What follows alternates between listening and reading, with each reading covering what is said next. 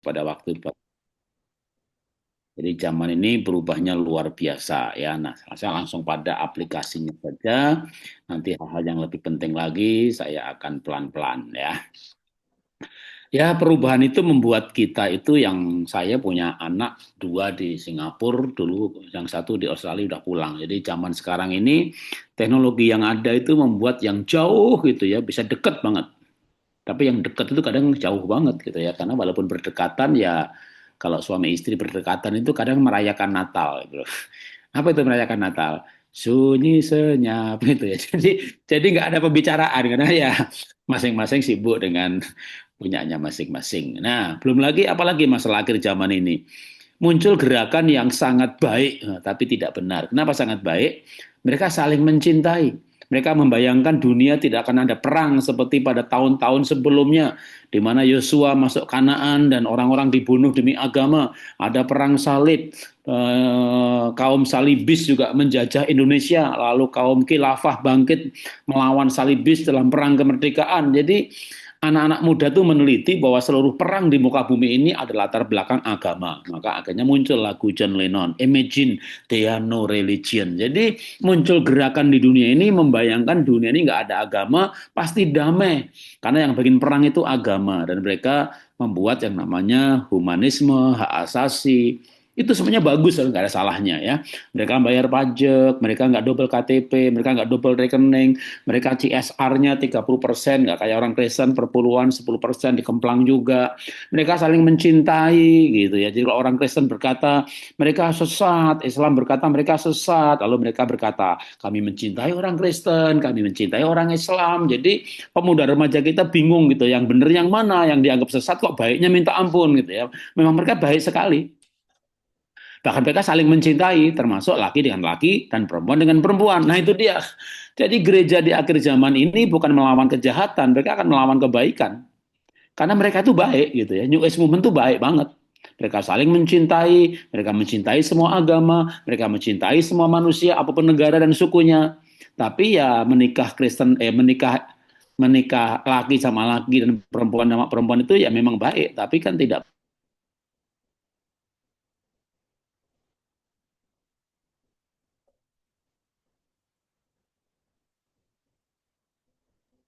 Ya, suaranya hilang ya. Zaman sekarang ini juga generasi sekarang itu meneliti gitu ya. Orang Kristen yang ada surat nikahnya itu sudah ada surat nikahnya Kristen lagi gitu ya. Orang Kristen kan nggak boleh cerai. Jadi surat nikah itu kayak legalisasi ke KDRT. Sudah pegang surat nikah, udah tempeleng istri, bentak istri, ya nggak bisa cerai, oh nggak boleh cerai gitu kan. Tapi kalau mereka itu tinggal bersama tanpa surat nikah. Tapi de facto penelitian melaporkan mereka bahagia. Karena kalau mereka bertengkar, mereka pisah. Tapi mereka nggak mau pisah. 30 tahun lalu itu free sex. Sekarang enggak, tidak menikah tapi tidak free sex. Mereka hidup setia. Satu pasangan seumur hidup, walaupun laki sama laki. Jadi kan akhirnya anak-anak kita tuh bingung gitu, yang bener yang mana, karena mereka tuh baik loh gitu. Kalau anak-anak remaja, anak pemuda itu, tapi mereka tuh baik loh, mah. Mereka tuh baik loh, jujur loh. Di kantor rajin loh, mereka baik loh. Nah iya, baik, tapi itu dia makanya tantangan keluarga nanti itu berat banget gitu ya dalam mendidik anak-anak yang berhadapan dengan kebaikan gitu. Makanya kalau kalau Tuhan Yesus bilang kalau hidup agamamu tidak melebihi orang Farisi gitu ya. Kalau sekarang saya bilang kalau engkau kebaikanmu tidak melebihi New Age Movement gitu ya. Nanti generasi selanjutnya bingung yang benar yang mana. Karena mereka tuh baik. Jadi gereja akan melawan kebaikan. Maka melawan kebaikan itu dengan kebenaran dan kebaikan yang lebih baik lagi gitu ya. Jangan sampai no, kalau orang Buddha itu baik-baik gitu. Kalau orang Kristen mah banyak yang nipu. Ah, gawat ini saudara ya. Kebaikan kita kalah sama Buddha. Ah, apalagi kalah sama New Age Movement gitu ya. Nah, itu tantangan ya. Tantangan di akhir zaman ini di mana homo dan lesbi ya menjadi menarik karena mereka tuh homo tapi setia, tidak KDRT, lesbi tapi setia, tidak KDRT, hidup bahagia. Nah, anak zaman sekarang kan carinya kebahagiaan. Nah, yang benar itu ya tidak homo, tidak lesbi, hidupnya benar, diberkati dan bahagia. Jadi kalau saya seminar keluarga ke luar negeri itu kan ditanya sama pemuda-pemuda gereja, apakah kami itu butuh pemberkatan sih? Yang berkati kan Tuhan. Yang penting kan kita setia sampai mati aja udah gitu dah. Nggak usah pakai surat nikah, nggak usah pakai pemberkatan, mau kenyataannya diberkati ya cerai. Ya, saya ngajar, saya diberkati, saya bahagia, saya diberkati, saya ada surat nikahnya, dan saya tidak KDRT gitu. Jadi kalau saya sekarang mengajarkan, kalau hidup agamamu tidak melebihi orang New Age Movement, Anda tidak masuk surga gitu ya. Kalau perlu kalau kayak pura-pura apa mengambil kalimatnya Tuhan Yesus, kenapa? Yaitu tantangan zaman ini. Apakah itu mungkin? Mungkin. Bagaimana nggak mungkin? Wong yang nggak pakai Tuhan Yesus saja bisa tanpa KDRT, masuk kita pakai Tuhan Yesus pakai KDRT ya. Oke, apalagi tantangan zaman ini? Saya baca aja ya. Orang bijak santun bicaranya, orang baik sopan perilakunya, orang pinter tepat berpikirnya, orang stres update status melulu kerjaannya. Nah, gitulah ya ibu-ibu masakan belum siap update status. Bahkan pendeta aja khotbah belum siap status diupdate gitu ya. Ya itu tanda orang stres aja. Makanya Bapak Ibu jangan sering-sering update ya. Nanti kalau aku lihat Instagramnya, wah stres nih pendeta, stres nih jemaat, stres nih bu guru sekolah minggu belum nyiapin bahan udah update terus ya. Karena bingung bahannya apa makanya update gitu ya. Nah, oke, apalagi tantangan akhir zaman ya, Bapak zaman sekarang kalau nggak produktif gimana? Dulu $1.000 cukup, sekarang $1.000 nggak cukup ya, jadi ya agak agak susah gitu ya. Tapi ya itulah tantangannya. Apalagi tantangannya perempuan zaman sekarang. Wih, perempuan wanita zaman sekarang nggak kayak zaman Kartini dulu. Mereka cuma SD, SMP. Sekarang dokter, insinyur, PhD. Dan bukan cuma pinter aja loh. Mereka itu juga bahkan kalau ada lowongan pekerjaan 70%, 60% buat wanita. Kalau kena PHK, yang di PHK duluan yang suka demo, yang suka ngapot, yang suka berantem, nah itulah yang laki-laki. Jadi perempuannya dipertahankan. Akhirnya muncul demografi di mana wanita sukses lebih banyak. Saya ini kan pernah bisnis macam-macam ya, di asuransi ya pernah, punya sendiri MLM IVA ya pernah, IVA udah bangkrut, saya masuk Bokoroko, lalu masuk juga pernah ke DNA yang multi level juga, lalu sekarang saya ada di KK Indonesia, produk suplemen. Nah, menarik nih kalau tiap tahun itu ada salesman terbaik ya, apa namanya, distributor terbaik, asuransi terbaik, agen properti terbaik dikumpulkan. Wah, yang datang 500 orang, ya 70-80% perempuan. Jadi bidang apapun ketika orang yang sukses dikumpulkan 70% perempuan. Itu membuat era baru sebenarnya. Era baru apa? Ya era baru yang 15 tahun terakhir ini. Datanya apa itu datanya? Datanya itu perceraian makin meningkat, tapi menariknya adalah siapa yang menceraikan gitu ya. Jadi perceraian sekarang itu adalah yang menggugat itu 70% justru wanita. Kalau zaman dulu yang menceraikan tuh laki-laki. Kalau sekarang, woi bapak-bapak hati-hati ya, bapak-bapak jangan nantang loh. Tapi nantang tuh nggak bener-bener nantang. Maksudnya supaya istrinya tuh minta maaf, tunduk, minta ampun. Kalau gitu kita bercerai gitu. Kalau zaman dulu ya wanita dibentak begitu ya minta ampun. Nah, sekarang wanita dibilang kita cerai. Bapak maksudnya biar dia minta maaf. Enggak, dia cari lawyer pak, dia cari pengacara pak, dia urus perceraian pak gitu. Jadi Bapak-bapak, 70% dari 100 kasus, 70% yang menggugat itu adalah istri. Yang menceraikan itu istri kalau sekarang ini. Lalu siapa istri yang menceraikan suaminya? Yang punya penghasilan. Zaman dulu kan bapak punya penghasilan, bapak kerja, ibu di rumah. Ya diceraiin takut lah. Oh sekarang ibu ini ya insinyur, ya dokter, ya pegawai, ya agen, sukses. Lalu malah bapaknya yang males, ya, duitnya nggak banyak. Makanya zaman sekarang ini yang menceraikan tuh istri. Siapa yang menceraikan? Wanita yang punya penghasilan. Jadi zaman sekarang ini banyak wanita punya penghasilan. Nih yang ibu yang ikut Zoom aja nih dari 32 ini ada berapa wanita? Coba siapa yang punya penghasilan? Boleh angkat tangannya. Oke. Yang angkat tangan itu makhluk berbahaya Bapak-bapak ya karena dari data yang menceraikan tuh ya yang model-model angkat tangan begini. Punya penghasilan. Mereka itu makhluk-makhluk hidup yang bisa berkata kepada suaminya, aku tuh gak butuh kamu gitu loh ya. Aku ini gak butuh kamu gitu. Dia bayar listrik sendiri, bayar telepon sendiri, pulsa bayar sendiri. Suami malah minta pulsa gimana? Anak sekolah minta duit sama ibunya, minta uang saku sama ibunya. Lama-lama ibunya mikir, ini laki-laki satu ini gue nikahin kenapa? Buat apa ya gitu. Cuma ngerepotin aja, teriak kopi, teriak makan, teriak ambilin piring lah. Bapak boleh teriak begitu. Zaman dulu, dapat zaman ibu tidak bekerja, sama sekarang bapak ibu bekerja, duitnya banyak, bapak teriak-teriak gitu kan. Maka zaman sekarang berani jawab, ambil sendiri.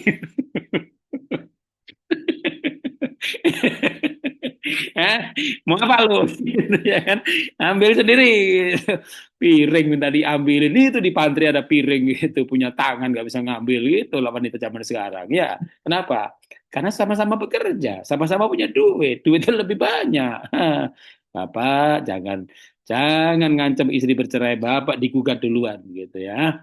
Maka wanita itu benar-benar hari-hari ini perkasa. Dan memang benar loh ya. Tuhan itu ciptakan wanita penolong. Ya penolong, orang orang jatuh ditolong, orang susah ditolong, orang sakit ditolong. Penolong itu lebih kuat daripada yang ditolong. Ya, jadi bapak-bapak, kalau bapak mati, istri itu bisa single parent, cari duit sendiri, didik anak sendiri, sampai anaknya kuliah. Kenapa? Karena ibu nggak butuh bapak, gitu loh ya. Jadi penolong itu nggak butuh yang ditolong. Jadi yang ditolong itu jangan mentang-mentang, ya kan? Yang menolong tidak butuh yang ditolong, gitu loh. Ya, makanya kalau bapaknya mati, wih janda-janda itu wajahnya seger gitu loh kayak merdeka gitu ya dari penjajahan gitu ya kan, penjajahan Herodes satu itu gitu ya. Bener Pak Jarod, suami saya itu kayak Herodes Pak, muka Firaun Pak, tingkah laku Pontius Pilatus Pak. Iyalah, ibu punya suami kayak Pontius Pilatus ya pasti ibu akan punya karakter seperti Tuhan Yesus yang menderita di bawah pemerintahan gitu ya. Tapi sekarang mana mau wanita menderita di bawah pemerintahan Pontius Pilatus, ya ceraiin aja gitu ya. Jadi zaman sekarang itu zaman yang menarik sekali, zaman yang luar biasa, zaman yang berbeda, zaman yang berubah, yang menceraikan bukan bapak tapi ibu karena ibunya pandai, sukses. Ya, maka nanti sarannya ya wanita sukses ya penolong gitu ya, suami ya kepala, tapi kepala jangan nganggap penolong itu kayak pembantu karena sepadan dan seterusnya. Tapi cukup menarik, data ini memang 2015 tapi sampai sampai sekarang malah tambah parah lagi, naiknya sampai 75% penggugat cerai. Nah, jadi ini masalah akhir zaman, perceraian. Tapi perceraian itu kenapa? Nah, ini dia masalah-masalah berikutnya. Ternyata paling besar itu konflik yang tidak terselesaikan, pertengkaran terus-menerus. Lalu masalah kedua perceraian itu uang. Yang ketiga baru perselingkuhan, yang keempat baru KDRT. Ini ya di sini ada KDRT 8,4 nomor 4. Ya, kita bahas 3 nomor aja. Itulah berarti masalah hari ini, konflik yang tidak terselesaikan. Jadi masalah masalah konflik itu ya kalau itu menjadi masalah zaman sekarang ini maka ya sebenarnya pernikahan bahagia itu bukan tanpa konflik ya, tapi bagaimana kita punya kemampuan mengatasi konflik dengan baik. Bukan tanpa masalah, tapi adanya pengampunan. Bukan tanpa rasa, bukan bersalah, tapi pengampunan. Konflik pasti ada. Nah, kenapa konflik ada? Kenapa terjadi konflik? Karena berperbedaan prioritas, perbedaan pola pikir, perbedaan kemauan. Ya, suaminya tidak punya duit tapi merasa kepala, lalu istrinya kaya, ya apalagi gitu ya. Jadi ya memang berbeda pola pikir. Kenapa bisa berbeda banyak sekali gitu ya? Kalau saya bicara lagi tentang perbedaan ini, kan banyak pemuda-pemudi itu menarik ya. Mereka punya pacar dan ada jurnal namanya honeymoon effect, di mana pemuda-pemudi pacaran sampai bulan madu bahkan itu sehat-sehat. Maka sekarang saya banyak bahas kesehatan ya. Jadi orang pacaran sampai bulan madu itu sehat-sehat. Tapi mulai menikah, itu mulai penyakitan semuanya ya. Kenapa? Ya karena stres gitu. Jadi orang menikah itu wajahnya kayak kayak kasihan gitu ya, penuh penderitaan itu. Tapi kalau orang pacaran, orang pemuda pemudi itu wajahnya berbinar-binar mencari cinta gitu ya. Nah, dilihat wajahnya tuh enak gitu loh ya. Itu orang pacaran, orang menikah tuh kayaknya kok bebannya berat gitu ya. Nyanyinya udah banyak perkara, udah begitu deh orang menikah itu lagunya udah banyak perkara. Dia sanggup tapi saya nggak sanggup. Udah pengen cerai, nanya Pak Pendeta, boleh nggak saya cerai Pak Pendeta? Nggak boleh, menikah lagi, nggak boleh. Akhirnya lagunya sambil sambil meratap, menangis tuh lagunya. Saat tiada jalan, ya gimana mau ada jalan? Cerai kagak boleh, nikah lagi kagak boleh. Akhirnya ketemu saya, Pak Jarod, kalau menurut Pak Jarod kami boleh nggak menikah lagi? Boleh, saya bilang gitu. Loh Pak Jarod, bener, bener. Nggak salah jawaban, tidak. Loh, pendeta lain bilang nggak boleh. Itu pendeta lain. Ini pendeta Jarod. Jadi bilang boleh. Wah, seneng bapak-bapak dikasih tahu boleh menikah lagi. Apa syaratnya Pak Jarod? Wih, langsung nanya syarat ya. Ya syaratnya cuma satu kok gitu. Cuma satu. Iya. Apa itu? Ya kalau istrinya sudah meninggal. Waduh Pak. Dia nggak mati-mati Pak. Nah itu masalahnya gitu loh ya. Masalahnya dia kan nggak mati-mati gitu. Pegang tangannya dan rabalah dia hidup gitu ya. Pokoknya coba hidup. Orang Jawa bilang etes lagi. Tahu etes. Sehat. Bapak Ibu jangan berdoa dia mati ya. Nanti Bapak Ibu mati duluan loh. Jadi orang yang pengen orang lain mati itu mati duluan. Itu masalahnya. Jadi ya balik lagi dah saatnya ada jalan dah gitu ya. Ya jalannya belum terbuka selama dia masih hidup Pak. Kalau dia mati Bapak boleh kawin lagi ya. Ya pacaran sama aja bohong dong gitu ya. Makanya nggak usah berangan-angan dia mati. Lihatlah dan peganglah. Nah, dia hidup saudara ya. Jadi kalau orang nyanyi lagunya sekarang dirubah ya. Dia hidup ada hari esok. Gimana nyanyi? Apa diganti dia mati ada hari esok? Aduh. Ya, kita lanjutkan lagi. Nah, kenapa? Kenapa orang itu pengen bercerai? Atau kenapa mau bercerai? Ya, saya nggak jodoh, Pak. Lu kenapa berpikir dia nggak jodoh? Waktu pacaran itu, pikir kamu beda gereja, kamu beda pendidikan, kamu beda suku. Kak Jarot, saya udah berdoa, Kak. Saya yakin, Kak, pacar saya dari Tuhan. Wih, pemuda-pemudi yakin banget pacarnya dari Tuhan. Begitu menikah, tuh suami saya bukan dari Tuhan. Lah kenapa? Kenapa gitu? Ya, perbedaan kami banyak banget. Nah, akhirnya berujung pada perbedaan. Itulah kenapa tadi sumber perceraian pertama itu konflik yang tidak terselesaikan.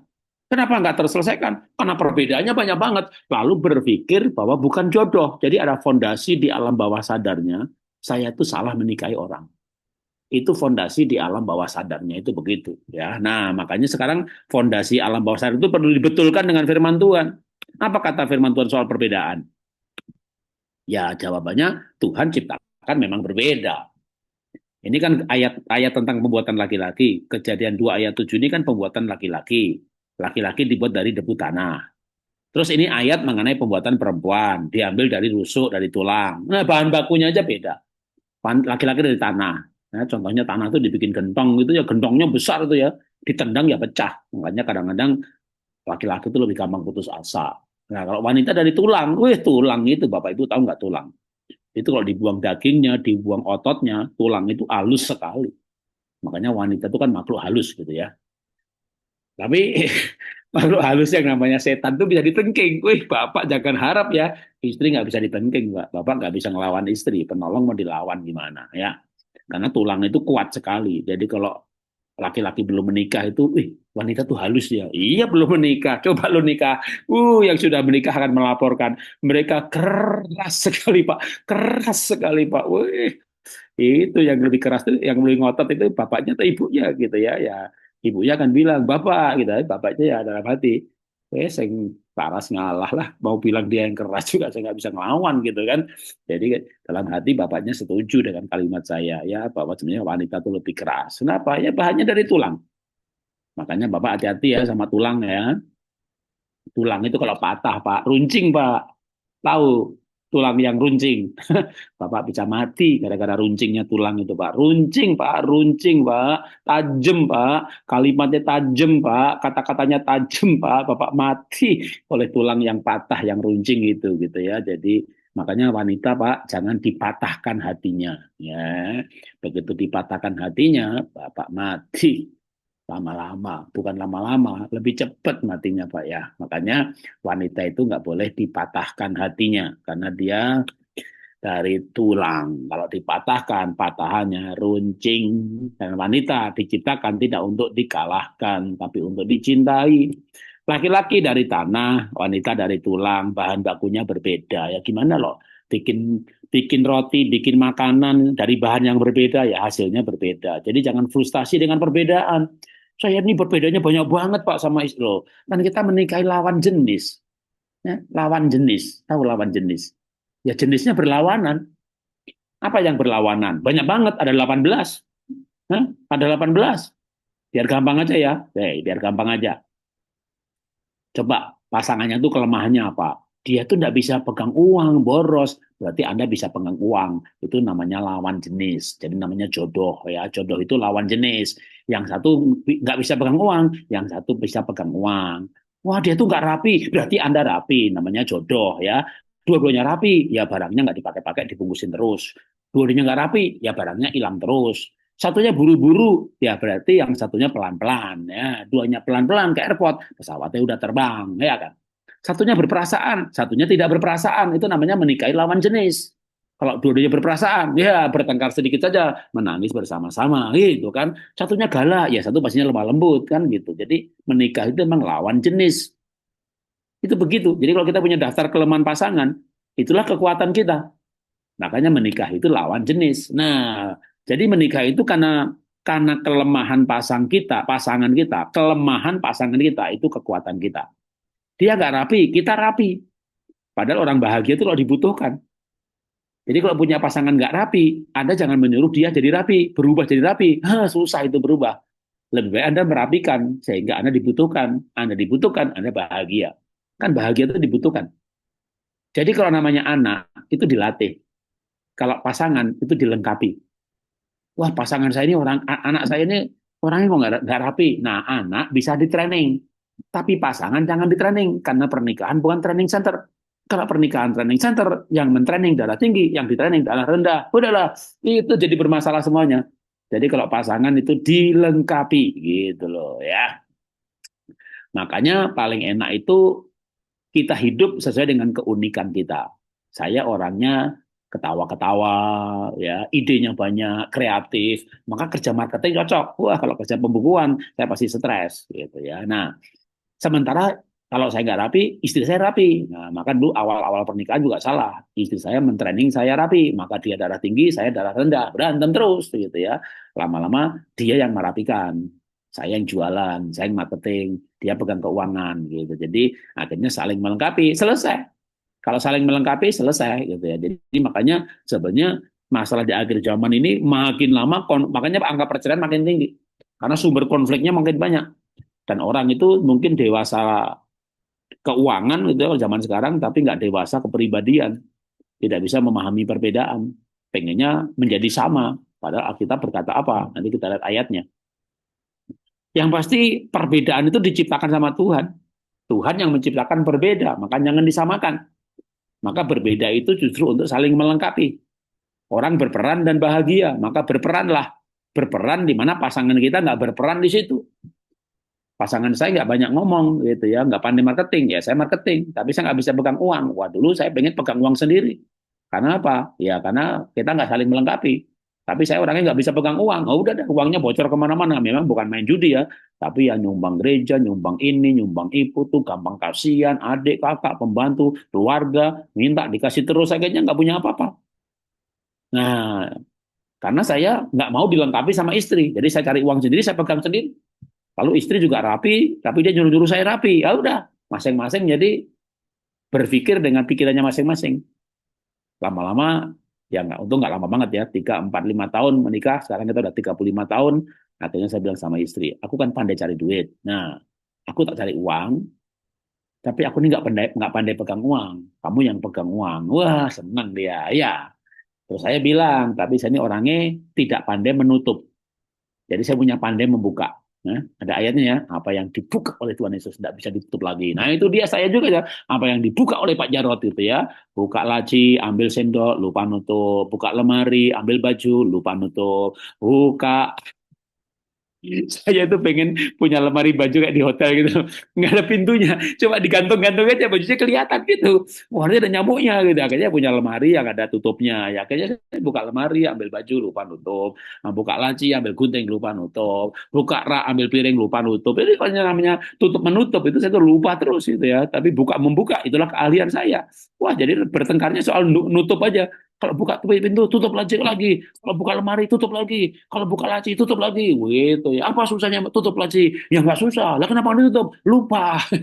Ayat saya ingat, saudara. Mau khotbah mendadak pun ayat ingat. Gitu. Pokoknya keluar gambarnya, PowerPoint ngomong, nerocos saja kagak ada berhentinya gitu. Tapi nutup pintu lupa. Jadi saya punya daya ingat yang tinggi, kecuali soal menutup. Saya kemarin aja ke Surabaya, ada orang datang tes kesehatan, ya tak lihat mukanya. Ibu yang di Radio Songgakala ya? Betul sih Pak, tapi sudah lama nggak di sana lagi. Tapi Ibu pernah panggil saya kan? Itu mungkin tahun 2007. Iya, kalau itu masih betul Pak Jarot. Udah lama loh, ini saya tahu ketemunya 2025. Ibunya datang berdua. Bu, kalau Ibu bukannya dari gereja segala bangsa. Iya betul Pak Jarot. Ibu pernah panggil saya kan? Kapan tuh Pak? Pokoknya gereja Ibu kan dekat di gedungnya kayak gudang. Lah Pak, itu mah udah 2004 Pak. Iya, tapi betul nggak Ibu dulu pernah panggil saya 2004? Iya betul. Bu, 2004 itu, saya merem sebentar aja gitu. Itu pengumuman di gerejanya mengenai makan gratis kan. Saya masih bisa nginget 2000 ketemu seseorang, saya lihat mukanya dan itu terakhir ketemu ya 2004 itu. 21 tahun nggak ketemu. Tapi saya ingat bahwa dia di gereja ini, gerejanya dekat gudang, bahkan tahun itu pengumumannya mengenai hal ini. Iya Pak, itu program, kita 2005 udah pindah gedung gereja Pak. Dan sejak itu kita ada kayak pecah gitu, terus nggak pernah ada program itu lagi. Bapak ingatnya kuat sekali, gitu ya. Kayak gitu ingat tuh, tapi nutup pintu lupa, nutup laci lupa.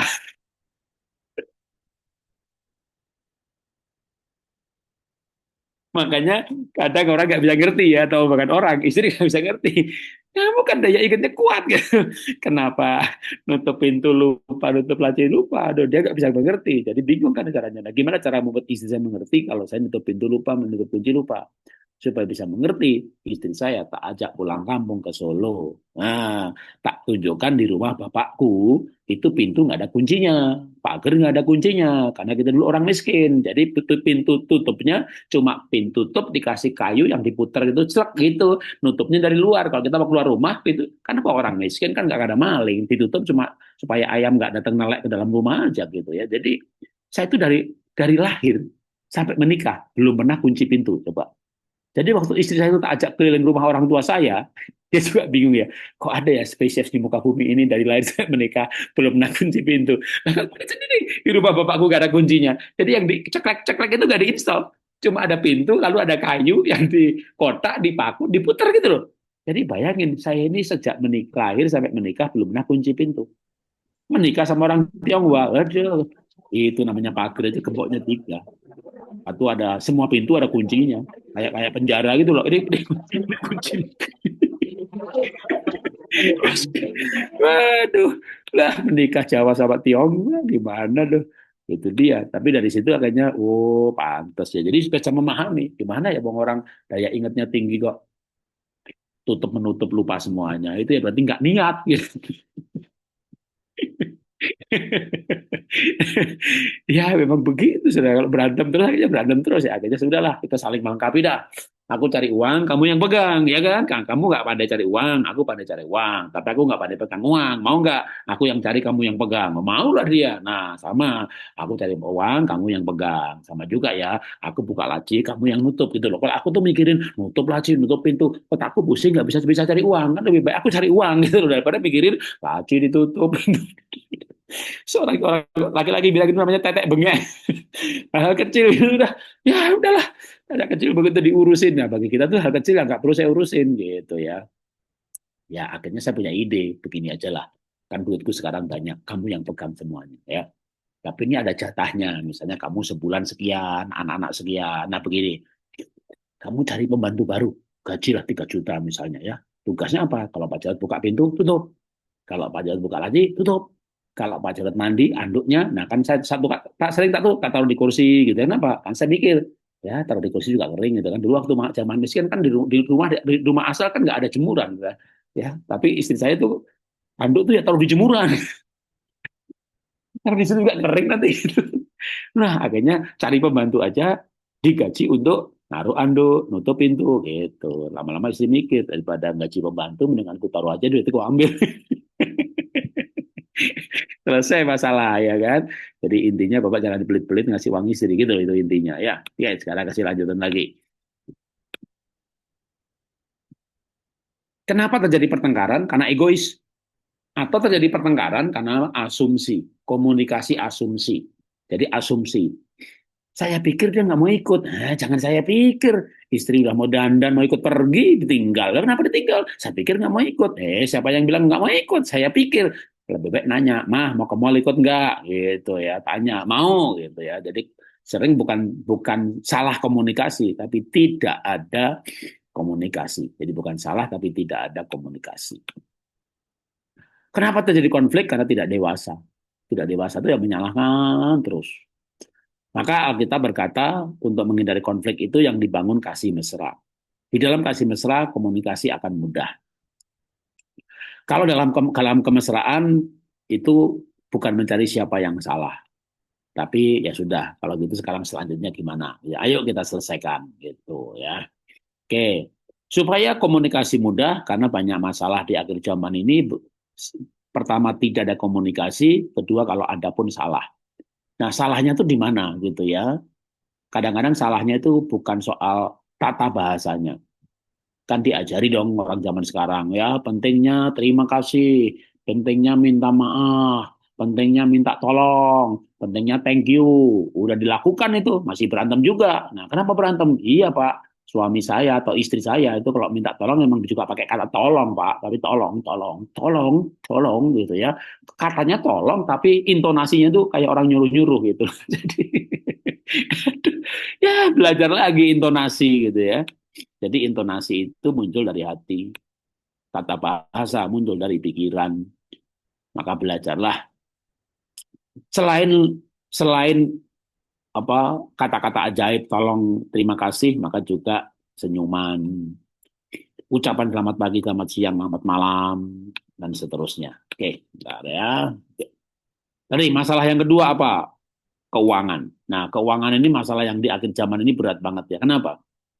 Karena masalahnya ya misalnya istri gajinya cukup, suami enggak. Ketika suaminya murah hati, istri menuduh suami dimanfaatkan keluarga, dimanfaatkan orang lain. Atau murah hati sama tidak bisa pegang uang, boros sama murah hati itu kan mirip. Ya. Akhirnya perbedaan bagi yang satu itu pengeluaran wajar, bagi yang satu enggak. Maka intinya itu adalah kesepakatan. Nah, tadi saya bicara bahwa perceraian itu dilakukan di saat ini diceraikan oleh istri yang bekerja. Tapi sebenarnya istri bekerja itu boleh nggak sih? Ya kalau menurut Alkitab boleh. Amsal 31 wanita bijak itu kan yang punya kebun anggur, punya pemintalan, punya usaha garmen, membawa ikat pinggang, berarti ada leather product. Usahanya banyak banget. Jadi wanita bekerja itu kalau menurut Alkitab boleh. Bahkan wanita bijak aja.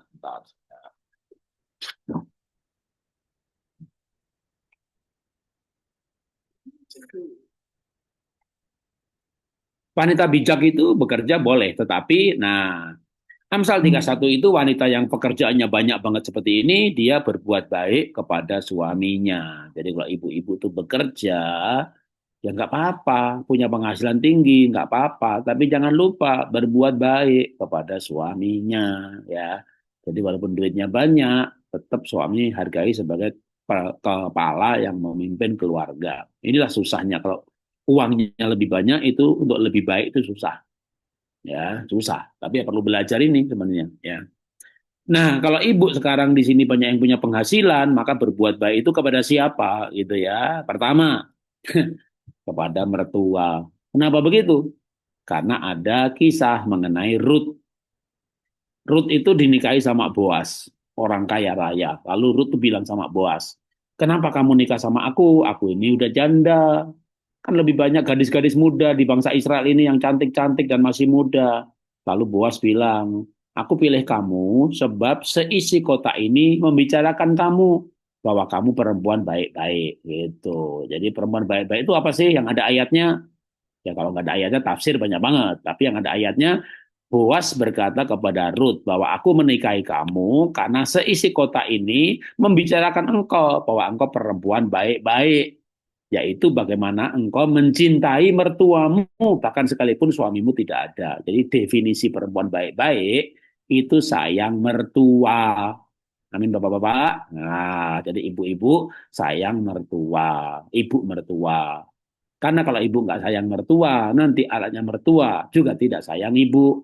Gitu loh ya. Jadi, lah gimana Pak kalau mertua saya begini-begini apapun walaupun perempuan baik-baik itu sayang mertua. Nah, oke. Jadi kalau ibu adalah wanita yang diberkati, yang punya penghasilan, punya usaha, tipsnya susah. Nasihatnya nih sebenarnya susah ya. Gimana? Enak aja kalau sekasih ke mertua saya ya. Tapi begitulah Alkitab ajarkan. Ya, cinta mertua. Oke. Lalu ada masalah lagi yang krusial nih. Siapa yang pegang uang? Sebenarnya Alkitab tuh ngajarin yang pegang uang itu siapa sih? Suami atau istri? Coba, ayo. Siapa yang setuju yang pegang istri? Ibunya angkat tangan. Ayatnya nggak ada, ya kan? Tidak ada ayatnya, ya. Kalau di Alkitab wanita malah nggak dapat warisan. Ya, memang kalau di Israel itu patriarkal, Wanita nggak dapat warisan, suami pegang uang, tapi itu kan bukan ayat juga, itu budaya. Jadi sebenarnya Alkitab tidak mengatur siapa yang pegang uang, tapi Alkitab itu pinter banget, jenius itu Tuhan. Ya namanya Tuhan kan maha pinter, ya. Maka Alkitab tidak mengatur siapa yang pegang. Lalu apa yang Alkitab atur soal keuangan? Tapi keuangan ini benar sumber konflik. Kalau nggak disepakati atau nggak diajarkan sesuai Alkitab, ya kayaknya kan sesuai dengan budaya masing-masing, budaya keluarga asal, padahal budaya keluarga itu berbeda, lalu gimana? Ya kita pakai budaya Alkitab aja, bikin budaya baru yang Alkitab ajarkan mengenai keuangan. Siapa yang pegang, suami atau istri, gitu ya. Kalau Alkitab nggak mengajarkan siapa yang pegang, tapi pinter Alkitab ini. Alkitab itu mengajarkan pengeluarannya harus sepakat. Makanya ada ayatnya mengenai nasar. Yang nasar itu sebenarnya nggak boleh batal. Kayak kayak Yefta itu bernasar mau mempersembahkan anaknya gitu ya, nggak bisa batal. Tapi yang menariknya Tuhan bikin adendum nasar. Adendum itu perkecualian. Kalau suami bernasar, apa istri bernasar, kalau suaminya nggak setuju, itu nasarnya boleh batal. Tuhan akan mengampuni. Harusnya nasar itu nggak boleh batal. Kalau batal Tuhan hukum gitu. Tapi khusus mengenai pengeluaran keuangan. Jadi mengenai nasar tentang uang, ya itu kalau pasangan nggak setuju, itu boleh batal dan Tuhan akan mengampuni. Artinya Alkitab itu mengajarkan prinsip bahwa siapapun yang pegang uang nggak masalah, yang penting pengeluarannya disepakati. Loh kan jenius Alkitab ya. Yang diatur tuh pengeluarannya harus sepakat gitu. Maka buatlah kesepakatan. Kesepakatan apa? Ya kesepakatan itu misalnya bikin kesepakatan. Ya terserah ya, suami istri kan dulunya bekerja. Oke. Pokoknya kebutuhan dapur istri, listrik, telepon suami, ya tetap boleh aja. Atau misalnya nyicil rumah bapak, tapi pendidikan SPP ibu, boleh aja bikin kesepakatan-kesepakatan gitu ya. Atau nanti misalnya sama-sama uangnya disatukan ya, pokoknya 50% masing-masing di satu rekening, tapi masing-masing masih pegang kan apa? Ya beli bensin, traktir temen, atau pinjem minta, jadi kasih kesepakatan. Nah, kesepakatannya gini misalnya kolektor itu kan misalnya satu kali ngasih 100.000 atau dibikin batas lah kolektor nyumbang di bawah 1 juta tidak usah izin tapi bisa pemberitahuan belakangan. Tapi kalau nyumbang di atas 1 juta harus sepakat dulu gitu. Jadi jangan buru-buru nulis janji iman nanti berantem gitu kan. Jadi daripada batal walaupun Alkitab bilang boleh janji iman batal tuh boleh kalau pasangan nggak setuju. Tapi kan nggak lucu ya. Udah nulis janji iman lalu ditagih sama gembalanya atau pengurus gereja kok nggak jadi. Yang berkuasa nggak boleh jadi ketahuan ya di rumah nggak sepakat itu ya makanya nggak usah nulis dulu sepakat dulu gitu ya makanya dulu ada pengusaha tapi sudah almarhum yang punya restoran ayam penyet banyak banget itu tapi dulu dulu orang kaya raya Surabaya lalu ke Batam bangkrut. Nah waktu bangkrut itu jualan ayam ya sebelum tadinya bukan ayam penyet ya tadinya catering. Jadi habis bangkrut itu yang ngumpulin duit. Itu berapa tahun katanya hampir 10 tahun itu kumpul duit waktu zaman itu kira-kira 30 jutaan. Dia pengen beli mobil box untuk nganter-nganter pesanan catering. Dapat suara Tuhan ini si suami ini. Itu itu tabungan itu sumbangin ke gereja. Ini suami pinter ya. Ini ini suara Tuhan apa suara setan ini? Tuhan, saya minta syarat Tuhan. Kalau istri setuju, aku sumbangin. Carinya duit 10 tahun ya kan. Maka dia minta syaratnya pinter itu. Kalau istri setuju berarti dari Tuhan. Ya kan. Mana mungkin si pelit itu setuju. Ya kan. Akhirnya dia bilang sama istrinya, aku kok digerakin Tuhan nyumbang ya berapa ya ini tabungan kabeh ini gitu. Istrinya bilang, aku doa kok dapat gitu setuju. Suaminya kaget. Sudah minta dia minta tanda yang mustahil. Dia minta tanda yang mustahil. Dia lupa ada ayat tidak ada yang mustahil bagi Tuhan. Si pelit pun setuju. Mas, akhirnya duitnya disumbangin. Nggak jadi beli mobil. Tapi itu momentum bagaimana justru sejak itu dapat order banyak sekali. Lalu akhirnya jadilah rumah makan ayam penyet Ria itu dia itu ceritanya begitu tuh ya lalu malah akhirnya mereka jadi gembala rock di Batam tapi sekarang udah Pak Rudi udah almarhum ya. Jadi Itu contoh bahwa mengeluarkan itu harus sepakat gitu. Kalau sepakat ini dari Tuhan, makanya Bapak Ibu coba aja deh kalau menyumbang minta tanda kalau pasangan setuju gitu ya. Jangan kaget dong dia setuju. Lalu kalau nggak setuju gimana? Ya sudah, berarti bukan dari Tuhan gitu ya. Namanya nggak setuju gitu ya. Harus sepakat. Jadi Tuhan tuh pinter banget. Yang pegang siapa terserah. Bapak pegang boleh, ibu pegang boleh. Yang penting pengeluarannya disepakati. Nah, bikin rambu-rambu kesepakatan. Nanti 3 tahun lagi berkatnya makin banyak, mungkin diganti kesepakatannya. Dah, pokoknya nyumbang 5 juta ke bawah, nggak usah nanya. Pemberitahuan aja, nanti kalau udah lakukan, baru pemberitahuan. Gitu. Nggak usah dikit-dikit nanya istri dulu, nanya suami dulu, kayak laki-laki nggak punya wewenang. Gitu ya. Pokoknya kamu mau nyumbang boleh. Ya, di bawah segini ya, di atas segitu ya, sebaiknya ngomong dulu. Gitu. Kalau di bawah itu pemberitahuan, itu boleh itu kesepakatan. Dulu waktu kami belum diberkati banget juga punya kesepakatan. Anak mau sekolah, masuk SD. Uang pangkal segini, uang uang SPP segini kali 12 bulan kali 6 tahun SD kan. Itu jumlah uang pangkal sama SPP selama 6 tahun itu sama loh. Lalu saya tanya sama istri, kita sepakat aja, kamu SPP atau uang pangkal? Itu. Betul. Dulu kita uang belum disatukan loh ya. Jadi dulu saya kerja, istri kerja, uang tuh nggak disatukan, pegang masing-masing, tapi sepakat. Lalu istri saya, ya kan SPP-nya aja dah. Begitu kan, katakanlah uang pangkal tuh 50 juta, lalu SPP selama 6 tahun 50, ibu pilih yang mana? SPP dong, ya kan jumlahnya 50, kayak dicicil tanpa bunga, sepakat, sepakat. Begitu sepakat, saya pergi ke sekolah, saya. Uang pangkal saya tawar, dapat 50%. Tapi saya nggak nawar dulu. Kalau nawar dulu kan 25 juta dibanding sama SPP, nanti dia pilih uang muka. Sepakat dulu baru nawar gitu ya. Udah sepakat kan. Makanya sepakat itu menghindari pertengkaran. Bangun kesepakatan gitu ya. Masalah setelah sepakat mau nawar ya silahkan. Ya biasanya yang bisa ditawar tuh ya tertentu ya. SPP nggak bisa ditawar, uang pangkal bisa. Listrik nggak bisa. Mau tawar listrik di mana ya. Oke, sepakat soal bantuan-bantuan, batas-batasnya, itu namanya kesepakatan. Kesepakatan bisa diubah lagi berdasarkan kesepakatan baru dan seterusnya. Itu menghindari konflik, mengurangi konflik. Karena sumber konflik itu adalah pertengkaran. Dan pertengkaran soal keuangan itu karena tidak ada kesepakatan. Jadi kita perlu membangun kesepakatan. Bagaimana caranya sepakat? Ya misalnya tergantung Anda mau gaya gaya pengusaha atau gaya pegawai. Kalau gaya pengusaha itu dihitung dulu pengeluarannya, baru dicari pemasukannya. Ya, kalau pegawai, pemasukannya udah jelas, nggak berubah-berubah.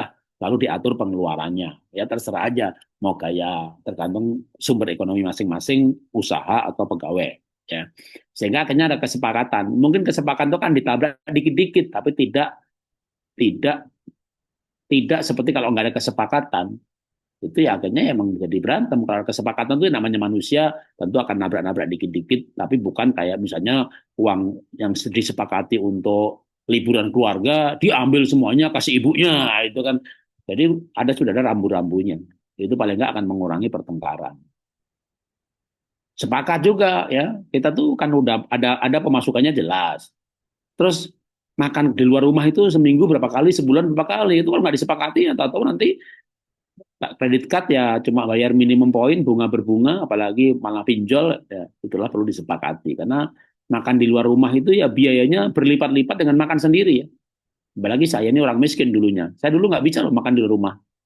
Jadi kalau diajak makan di restoran gitu, waduh, anak istri mah seneng ketawa-ketawa gitu. Saya mikir ya, ini tempe kenapa 15.000 ya? Ini kan di pasar 5.000 dipotong jadi 3 ini. Jadi saya itu dulu kalau makan di restoran tuh mikir tuh, kalau lihat lihat harganya itu selera makan hilang gitu. Jadi rasanya gimana? Ya rasanya mahal banget gitu. Jadi enak enggak? Duh, kalau lihat harganya mahal, enaknya udah gak terasa lagi gitu kan. Yang terasa tagihannya gitu. Jadi berarti kalau perlu juga disepakati, kecuali udah uangnya udah tak terbatas, sudah makan kapan aja ayo, di mana aja ayo gitu ya. Jadi perlu kesepakatan. Itu contoh hal kecil aja, tapi ya sebenarnya emang belajar untuk menjadi orang yang bisa dipercaya. Tapi yang pasti orang pacaran itu gampang sepakat. Kenapa? Ada cinta yang tulus. Kalau susah sepakat itu sebenarnya kurang cinta gitu ya.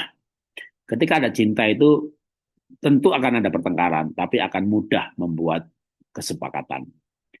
Yang terakhir sebelum tanya jawab adalah sumber masalah di akhir zaman ini, kalau namanya pernikahan ya, kalau parenting tentu kan beda lagi apa kasusnya, adalah ketidaksetiaan. Ya. Nah, setia itu kan memang Kalau Alkitab berkata orang baik itu banyak, tapi setia siapa yang mendapatkannya. Apalagi zaman sekarang ini untuk tidak setia itu kan godaannya banyak. Kalau zaman dulu tuh ya ketemu si mantan ya hanya reuni gitu ya. Kalau sekarang kan nggak usah reuni. Bapak mau cari si mantan, gampang Pak. Buka Instagram, ketik nama si mantan, enter, dicari, langsung ketemu. Ih masih hidup gitu ya. Langsung ketemu itu dalam 2 3 detik itu. Lalu lihat statusnya Pak, janda. Waduh, jangan iseng ya. Baik Bapak atau Ibu, ketik nama si mantan di Instagram muncul. Statusnya janda lagi ya. Aduh. Karena orang juga bikin status itu bukan janda. Statusnya kesepian. Makanya jangan iseng gitu. Daud penuh Roh Kudus saja iseng lihat-lihat Batseba ya jatuh gitu ya. Zaman dulu itu untuk bisa lihat orang mandi kayak Batseba gitu harus kayak raja punya rumah tingkat ya. Baru lihat Batseba mandi. Sekarang nggak perlu rumah tingkat. Punya Instagram, punya YouTube, banyak Batseba di situ. Macam-macam Batseba. Ada semuanya gitu ya.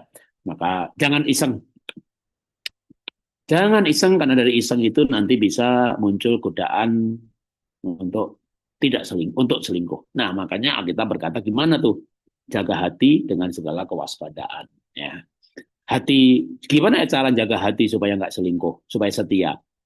Kayaknya hati sama otak perlu dikasih firman Tuhan deh tentang kesetiaan. Firman Tuhan yang apa soal kesetiaan? Pikiran apa soal kesetiaan? Ya mungkin contoh kasus saja. Kenapa Yusuf tidak selingkuh atau setia?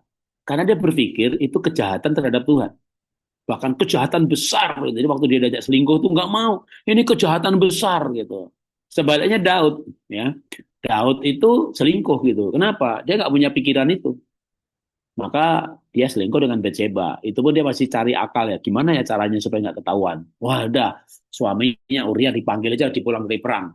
Dipanggil pulang, suruh tidur sama istrinya. Tapi Uria ini tentara idealis. Dia pasang tenda depan rumah. Dia bilang sama Raja Daud, anak buahku berperang, masa aku tidur sama istri? Jadi aku tidur di tenda. Aduh, Daud gagal meninggalkan, menghilangkan jejak. Akhirnya malah ya Yoab dipanggil. Wah, Uria ini tentara yang hebat. Kamu kirim dia ke medan yang paling perang, paling berat. Nanti habis kamu tinggal aja nggak apa-apa, gitu ya. Padahal maksudnya Daud kalau nanti ditinggal sama Yoab pasti akan mati. Ya benar mati, gitu ya. Dan nggak ada yang tahu bagaimana Uria itu mati di medan perang itu sebenarnya karena strategi perangnya Daud yang disengaja supaya dia mati.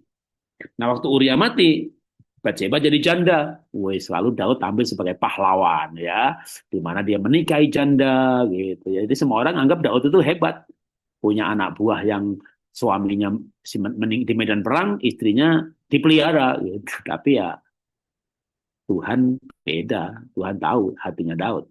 Maka Nabi Nathan datang kepada Daud. Ada satu orang punya domba satu, ada satu orang punya domba 1.000, yang punya domba 1.000 rebut yang dombanya satu. Daud marah.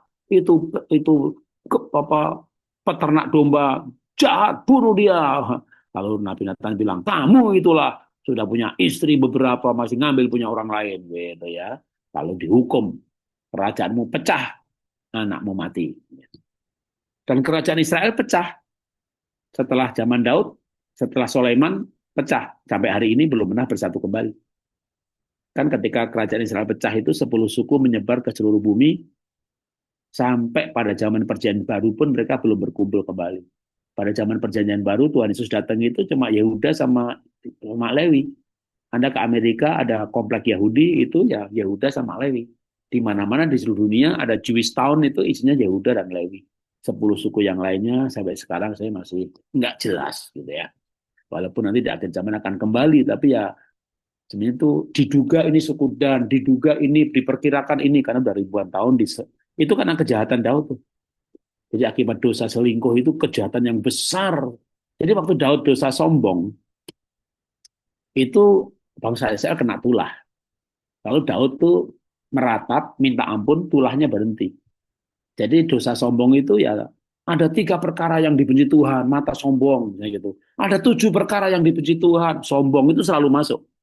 Tapi itu orang sombong kayak Daud pernah sombong menghitung jumlah jemaatnya dan dibanggakan itu ketika dikena tulah, minta ampun, hukuman berhenti.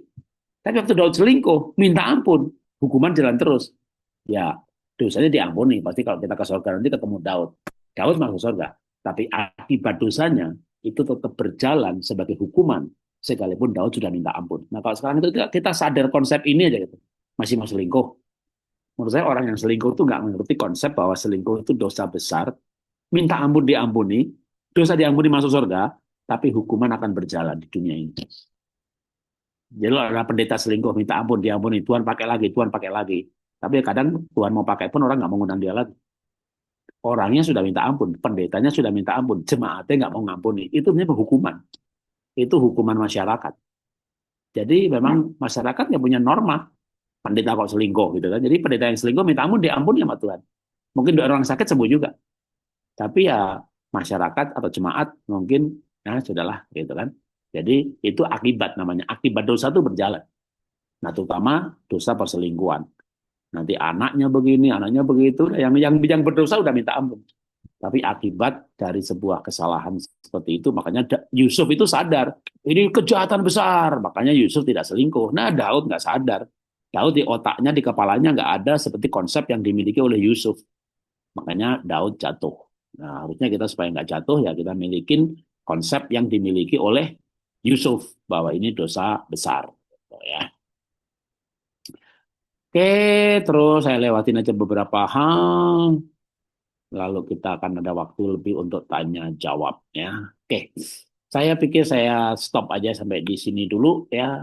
Jadi saya kembalikan dulu waktunya ke host. Paling enggak kita sekarang 1 jam 68. Nah, kalau mau ada tanya jawab silakan. Saya kembalikan dulu ke panitia. Oke, Tuhan berkati. Iya, wow luar biasa. Pemaparannya ya sangat menarik, tajam ya dan begitu gamblang dan memang itu yang fakta yang kita temukan di eh, keluarga-keluarga di zaman sekarang ini, Bapak Ibu Saudara ya. Saya yakin kita semua juga mendapat satu hal yang sangat membuka wawasan kita malam hari ini, terberkati pastinya ya Pak Jarot ya. Oke, ya Bapak Ibu Saudara silakan kalau ada yang mau menanyakan terkait dengan materi tadi atau memang yang berkaitan dengan keluarga seperti itu ya, supaya tidak menjadi sebuah penasaran. Mungkin yang berkaitan dengan anak ya atau apapun itu Ya, yang jelas boleh. Nanya anak pun boleh. Parenting juga nggak apa-apa. ya gitu ya. Silakan Bapak Ibu Saudara kalau ada langsung saja di unmute dan disampaikan pertanyaannya.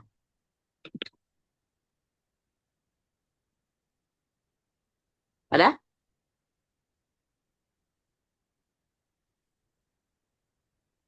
Oke, saya saja dulu yang memulai. Iya, Oke. iya. Eh, iya, Pak Jarot, sekarang ini kan memang anak-anak yang lahir di penghujung apa ya 99 2000 ke sini kan disebut dengan generasi digital, ya generasi teknologi dan seterusnya dan ada semacam julukan yang diberikan kepada mereka karena mereka begitu rapuh gitu ya.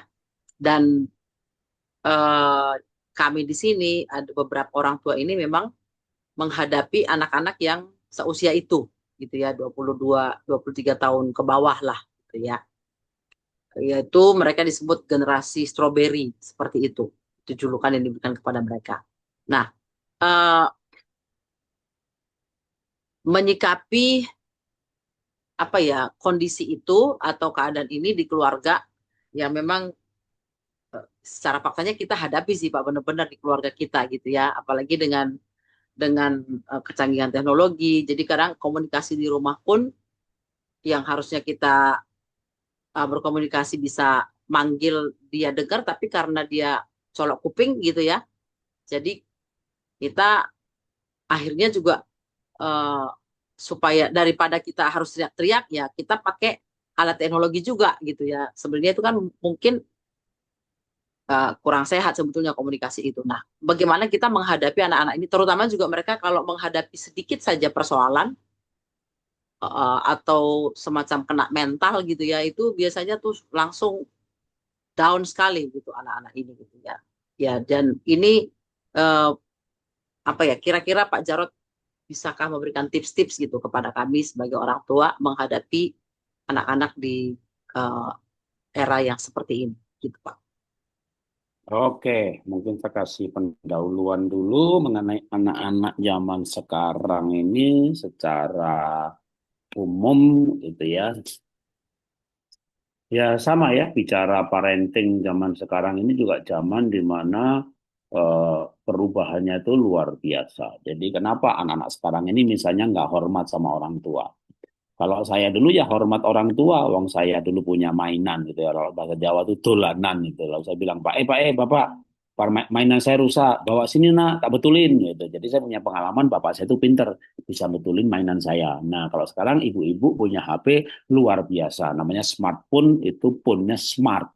Tapi yang make kurang smart. Jadi akhirnya kalau ibu-ibu punya masalah dengan Facebooknya, dengan Instagramnya, dengan WA-nya, dengan memorinya, malah cari anaknya. Nah, HP mama bermasalah. Nah, anaknya baru kelas 1, kelas 2 SD, tapi oh tenang mah, ini saya betulin ya. Nah, udah selesai mah. Gitu. Gimana caranya nanya? Aduh, gimana cara nak betulinya? Ah, susah jelasinnya. Kalau ada masalah hubungin aku, gitu. Jadi kalau saya dulu punya pengalaman bapak ibu saya pinter, anak zaman sekarang punya pengalaman bahwa bapak ibunya nggak ngerti apa-apa, gitu. Jadi kalau sekarang ini kita kumpul orang tua ngomongin anak, wih Pak Jarot, anak saya 3 tahun bisa begini, wah anak saya 5 tahun bisa begini, lah mereka kumpul juga, mereka ngomongin nih, wih papa saya itu nggak ngerti apa-apa, apalagi mamaku, mereka tuh nggak, itu. Jadi anak zaman sekarang ini punya pengalaman bahwa dua makhluk hidup itu. Jadi Pak Jarod anak saya itu apa nggak punya cita-cita? Punya, tapi mereka berpikir kalau aku ngomong cita-citaku, mereka tuh ngerti nggak ya dua makhluk hidup itu? Gitu. Jadi banyak pekerjaan yang berbeda dengan zaman kita. Jadi akhirnya hidup di zaman di mana anak-anak itu lebih pintar daripada orang tuanya. Lalu anak sekarang ini, lalu kalau yang sekarang ini mereka anak SD SMP gitu ya, mereka tuh bisa belajar sambil nonton film atau nyetel lagu, sehingga orang tuanya kalau belajar tuh ya belajar, jangan sambil nonton. Nah, sambil nonton aja mereka bisa, jangan bandingin sama otaknya zaman dulu nih, orang tua ini otak zaman jadul dulu. Kalau belajar ya belajar, kalau nonton ya nonton. Mereka tuh bisa dua tiga hal sekaligus. Lalu zaman sekarang ini juga takutnya beda-beda.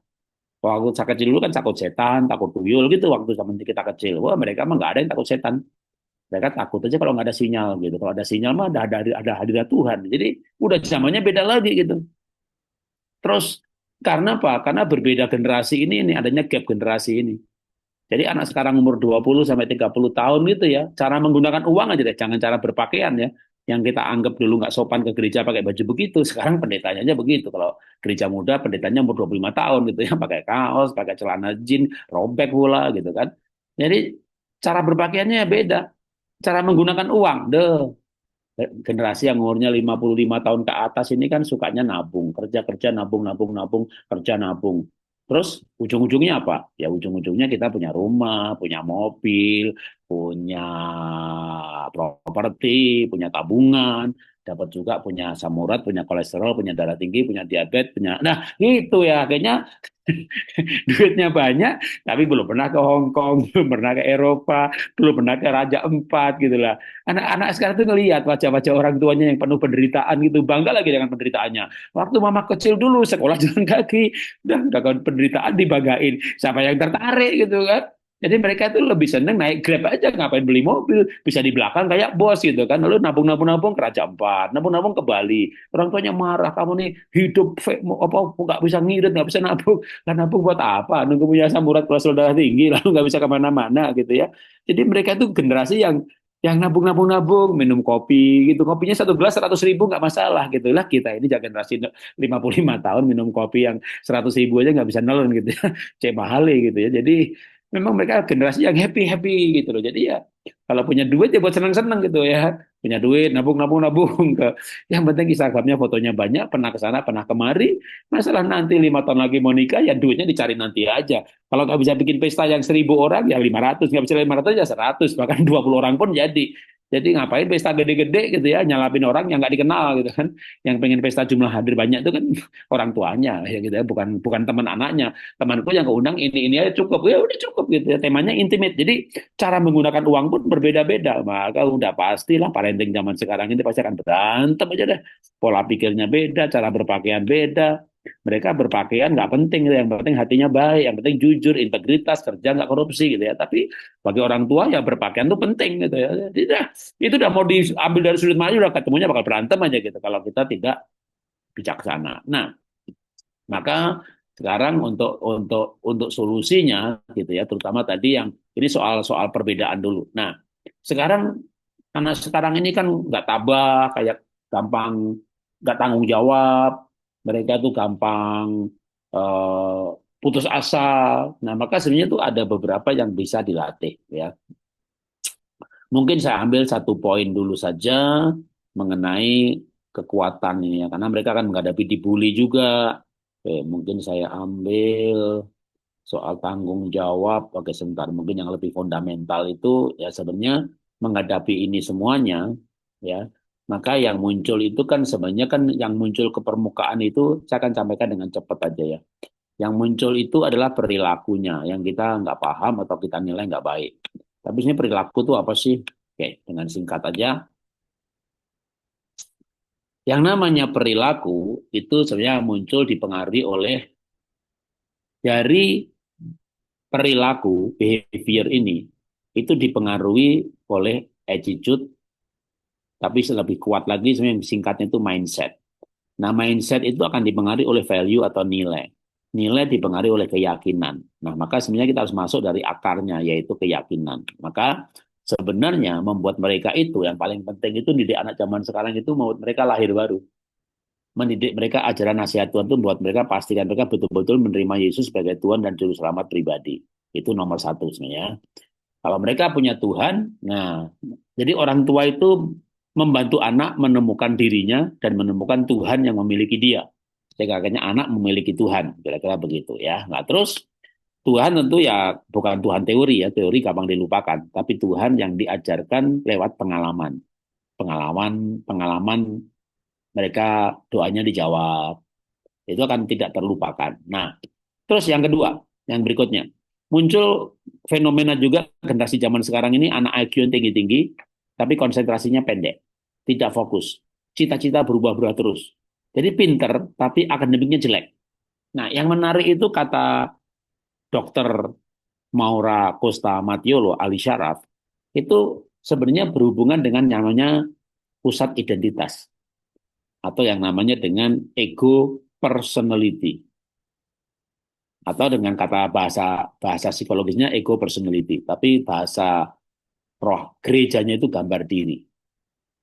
Jadi ketika orang gambar dirinya tidak bagus, itu mereka akan susah konsentrasi, susah mengambil keputusan. Pintar, tapi ngambil keputusan itu lama, lelet, minta ampun. Orang tua yang nggak pintar aja, cepet gitu loh ngambil keputusan. Nah, itu karena sebenarnya ada masalah di pusat konsentrasi yang namanya pusat identitas atau gambar diri. Makanya mereka cantik, merasa nggak cantik, mereka merasa nggak mampu, terlalu banyak dituntut, merasa nggak berharga, merasa bahwa saya banyak kesalahan, akhirnya anak zaman sekarang stres, dan dari bentuk stres itu akhirnya muncul perilaku yang kita hakimi. Tapi perilaku yang kita hakimi nggak benar itu muncul dari hati yang harusnya kita kasihan malah. Ya. Jadi perilaku itu sih muncul dari mindset, mindset muncul dari value, value dari keyakinan, keyakinan mereka kosong, value-nya nggak ada. Ketika value nggak ada, maka yang diperbaiki hanya performance, penampilan, ya bukan esensi. Jadi hanya performan aja, padahal itu harusnya yang diperhatikan prestasi. Performan itu hanya latar belakang, tapi yang latar belakang menjadi ke depan. Tapi sebenarnya karena value-nya nggak ada, mindset-nya salah, keyakinannya kosong, nggak punya Tuhan, yang kita lihat adalah behavior, attitude yang jelek. Gitu. Nah, akhirnya, maka sebenarnya memfondasi person ego personality itu sebenarnya kita perlu mendidik anak mengenal dirinya, bahwa dirinya itu adalah dari sisi temperamen dasar, dari sisi psikologi, tapi yang paling penting dari sisi rohani, bahwa dia itu ajaib, bahwa dia itu karya Tuhan, bahwa dia itu memang tidak sempurna, tapi punya keistimewaan. Makanya kita perlu mengajari anak justru melihat, menemukan sisi positifnya. Nah, kalau kita sebagai orang tua selalu melihat sisi negatifnya, akhirnya mereka merasa salah diciptakan. Dengan kata lain, gambarnya rusak. Gambar dirinya rusak. Memang dia benar punya kelemahan, dia nggak rapi, tapi dia kreatif, hangat. Wah, dia tuh orangnya galak, kasar, kasar kalau ngomong sama adiknya kasar, sama temannya kasar. Tapi dia sisi positifnya orang kasar itu, dia punya drive tinggi, orangnya produktif. Tuh, orangnya itu nggak bisa bergaul, Ya itu kan orang melankolik, tapi dia orangnya anak tekun, disiplin, perfeksionis. Kita lihat anak kita nih, tuh kayak nggak punya motivasi. Iyalah pragmatik, tapi kan dia baik, kalem, tenang. Nah, kita harusnya justru melihat positifnya anak, sampai dia merasa bahwa dirinya itu unik, dahsyat, ajaib.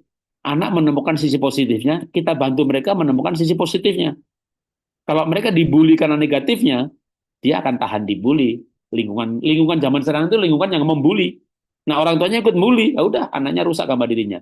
Orang tuanya membantu anak menemukan sisi positifnya. Waktu dia dibully oleh lingkungannya dengan sebutan negatifnya yang memang ada di dalam dia sadar betul memang itu kelemahannya, tapi dia yakin banget dia punya kelebihan. Nah, kita bantu anak ini justru menemukan kelebihan ini. Ini yang bikin orang itu kuat, tabah. Dia yakin bahwa dirinya tidak seperti kata orang. Nah, orang akan mengatakan negatifnya. Maka itulah yang namanya membangun gambar diri anak berdasarkan kenyataan memang dia punya positif ini. Jadi kita nggak boleh juga negatifnya ini kita sebut positif tapi positif itu nggak ada dalam dirinya. Jadi dia akan makin frustasi. Kita harus benar-benar tahu anak kita itu positifnya yang apa. Faktanya itulah yang kita akui. Jadi kita mengakui sisi positif anak. Negatifnya kita nggak usah cecer aja, dia akan sadar juga. Tapi membantu anak menyadari sisi positifnya. Ini mendidik anak gambar diri, dan gambar diri itu yang membuat dia tabah, tough, menghadapi masalah dia tahu. Bahkan banyak orang juga sebenarnya dia itu bukan gagal, tapi salah salah pekerjaan. Salah pekerjaan karena dia bukan bekerja pada bidangnya. Maka sekali lagi kita akan melihat perilaku, attitude, itu sebenarnya tidak sepenting kita betulin mindset, value, dan keyakinan. Karena itu akan berarah ke situ. Nah sekarang, banyak anak-anak sekarang ini kan gini, pinter ya, tapi nggak punya tanggung jawab. Kayak sekolah itu bukan kepentingannya dia. Punya HP sebulan 2 bulan udah hancur. Jadi kayak ya itu lebih tepatnya nggak punya tanggung jawab. Nah, tapi sebenarnya kita bisa latih. Latih dengan apa? Latih dengan perkara-perkara kecil. Tapi saya akan berikan hal yang lebih gampang lagi, yang cukup penting juga mengenai kedewasaan. Jadi anak itu akan tanggung jawab kalau dia punya kedewasaan psikologis. Nah, kedewasaan psikologis. Dan bagaimana cara membuat anak punya kedewasaan psikologis? Dengan membuat dia punya figur ayah dan ibu lengkap. Nah, ini biar gampang, tak kasih contoh aja. Saya punya anak paling kecil yang tidak peduli akademik, barangnya sering hilang, barangnya sering rusak, berubah-ubah, dan ada perilaku yang namanya unfinished behavior. Jadi hobinya ngelukis, wah kamarnya ada lukisan kapal yang cuma tiangnya nggak selesai, ngelukis bunga cuma tangkainya, daunnya, bunganya nggak jadi, ganti lukis pemandangan, cuma gunungnya, sawahnya nggak jadi, ya bangkai semuanya. Lalu ganti lagi hobi yang lain, ganti hobi yang lain, nggak ada yang jadi. Itu namanya unfinished. Dan kalau saya tanya teman-teman, dia bilang katanya ya biasa begitu, orang punya seni begitu. Ya kalau biasa nggak usah cari solusi. Singkat cerita saya cari solusi dengan apa? Dengan konseling. Saya udah nulis buku parenting, jadi hamba Tuhan keluarga, lalu konseling. Jadi pasien. Cari konselornya aja susah. Konselor yang dihubungi, kenal Pak Jarod. Tuh, saya kenal Pak Jarod, saya baca bukunya tuh. Buku parentingnya saya baca tuh. Tuh gimana mau konseling malah. Belum konseling udah dipuji-puji, padahal mau cerita kalau udah punya masalah.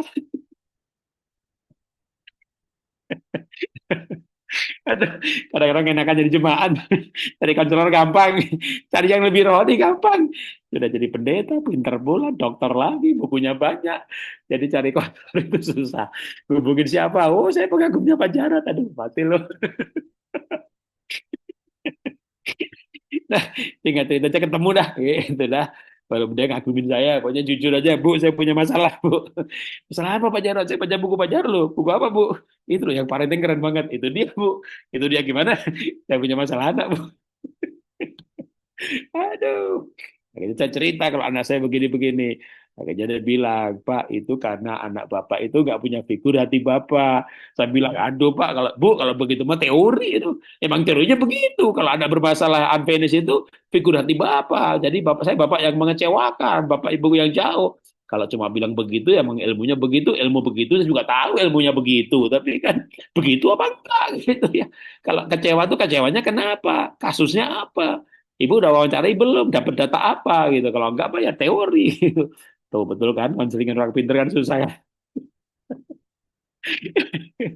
Ya, akhirnya ya Pak, kalau mau datanya tak wawancarain lagi tuh anak. Lah, satu kali sesi 1,8 juta gitu ya. Ya sudah nggak apa-apa lah, namanya konseling sama dokter juga. PhD ya, kalau saya dokter konseling sama siapa lagi gitu ya. Oke, akhirnya dikonselingin lagi tuh, anak diwawancarai. Keluarlah data. Pak, anak Bapak ini kecewa sama Bapak. Wah, hatinya terluka. Kenapa, Bu? Karena menurut data Ibu, karena Bapak pernah janji ngelukis tapi nggak jadi. Betul nggak? Ya elah Bu, cuma ngelukis nggak jadi. Itu waktu janji ngelukis bareng nggak jadi, saya bilang sama anak saya, maaf ya nak ya, Papa ada mendadak pelayanan begini-begini nggak jadi. Anak saya itu nggak bilang, Papa ini nggak janji meluk. Enggak Bu. Anak saya cuma bilang, iya Pak, nggak apa-apa, aku tahu kok Papa sibuk. Iya Pak Jarot. Saking menghormatinya anak Bapak itu kepada anak Bapak kepada Bapak, dia menghormati kalimatnya begitu. Tapi hatinya terluka. Terus saya bilang hati saya, milenial, milenial, strawberry, strawberry. Cuma diingkari janji aja hatinya terluka. Cek elah, cek gampangnya terluka. Bu, tahu nggak aku di waktu kecil dulu, Bu, ditendang, ditempeleng, digampar, kagak luka-luka. Aku ditempeleng, dijejek sama bapakku. Suruh belajar, aku cari jangkrik, orang nelik jangkrik. Tempeleng aku ibu, sampai sekarang aja ingat aku ditempeleng. Nggak luka itu, aku tetap hormat sama bapakku. Aku jadi juara, aku dapat beasiswa. Aku IPB masuk tanpa tes, itu ditempeleng, ditendang itu. Ya Pak, kan beda generasi Pak. Tapi ya kalau datanya nih, hati Bapak, anak Bapak hatinya terluka. Karena Bapak ingkar janji. Melukis bareng nggak jadi. Ayolah Bu, katanya saya tuh janjiin mau beliin apa nggak jadi. Itu apa, ini cuma melukis bareng nggak jadi. Ya tapi itulah Pak. Anak zaman sekarang itu begitu Pak.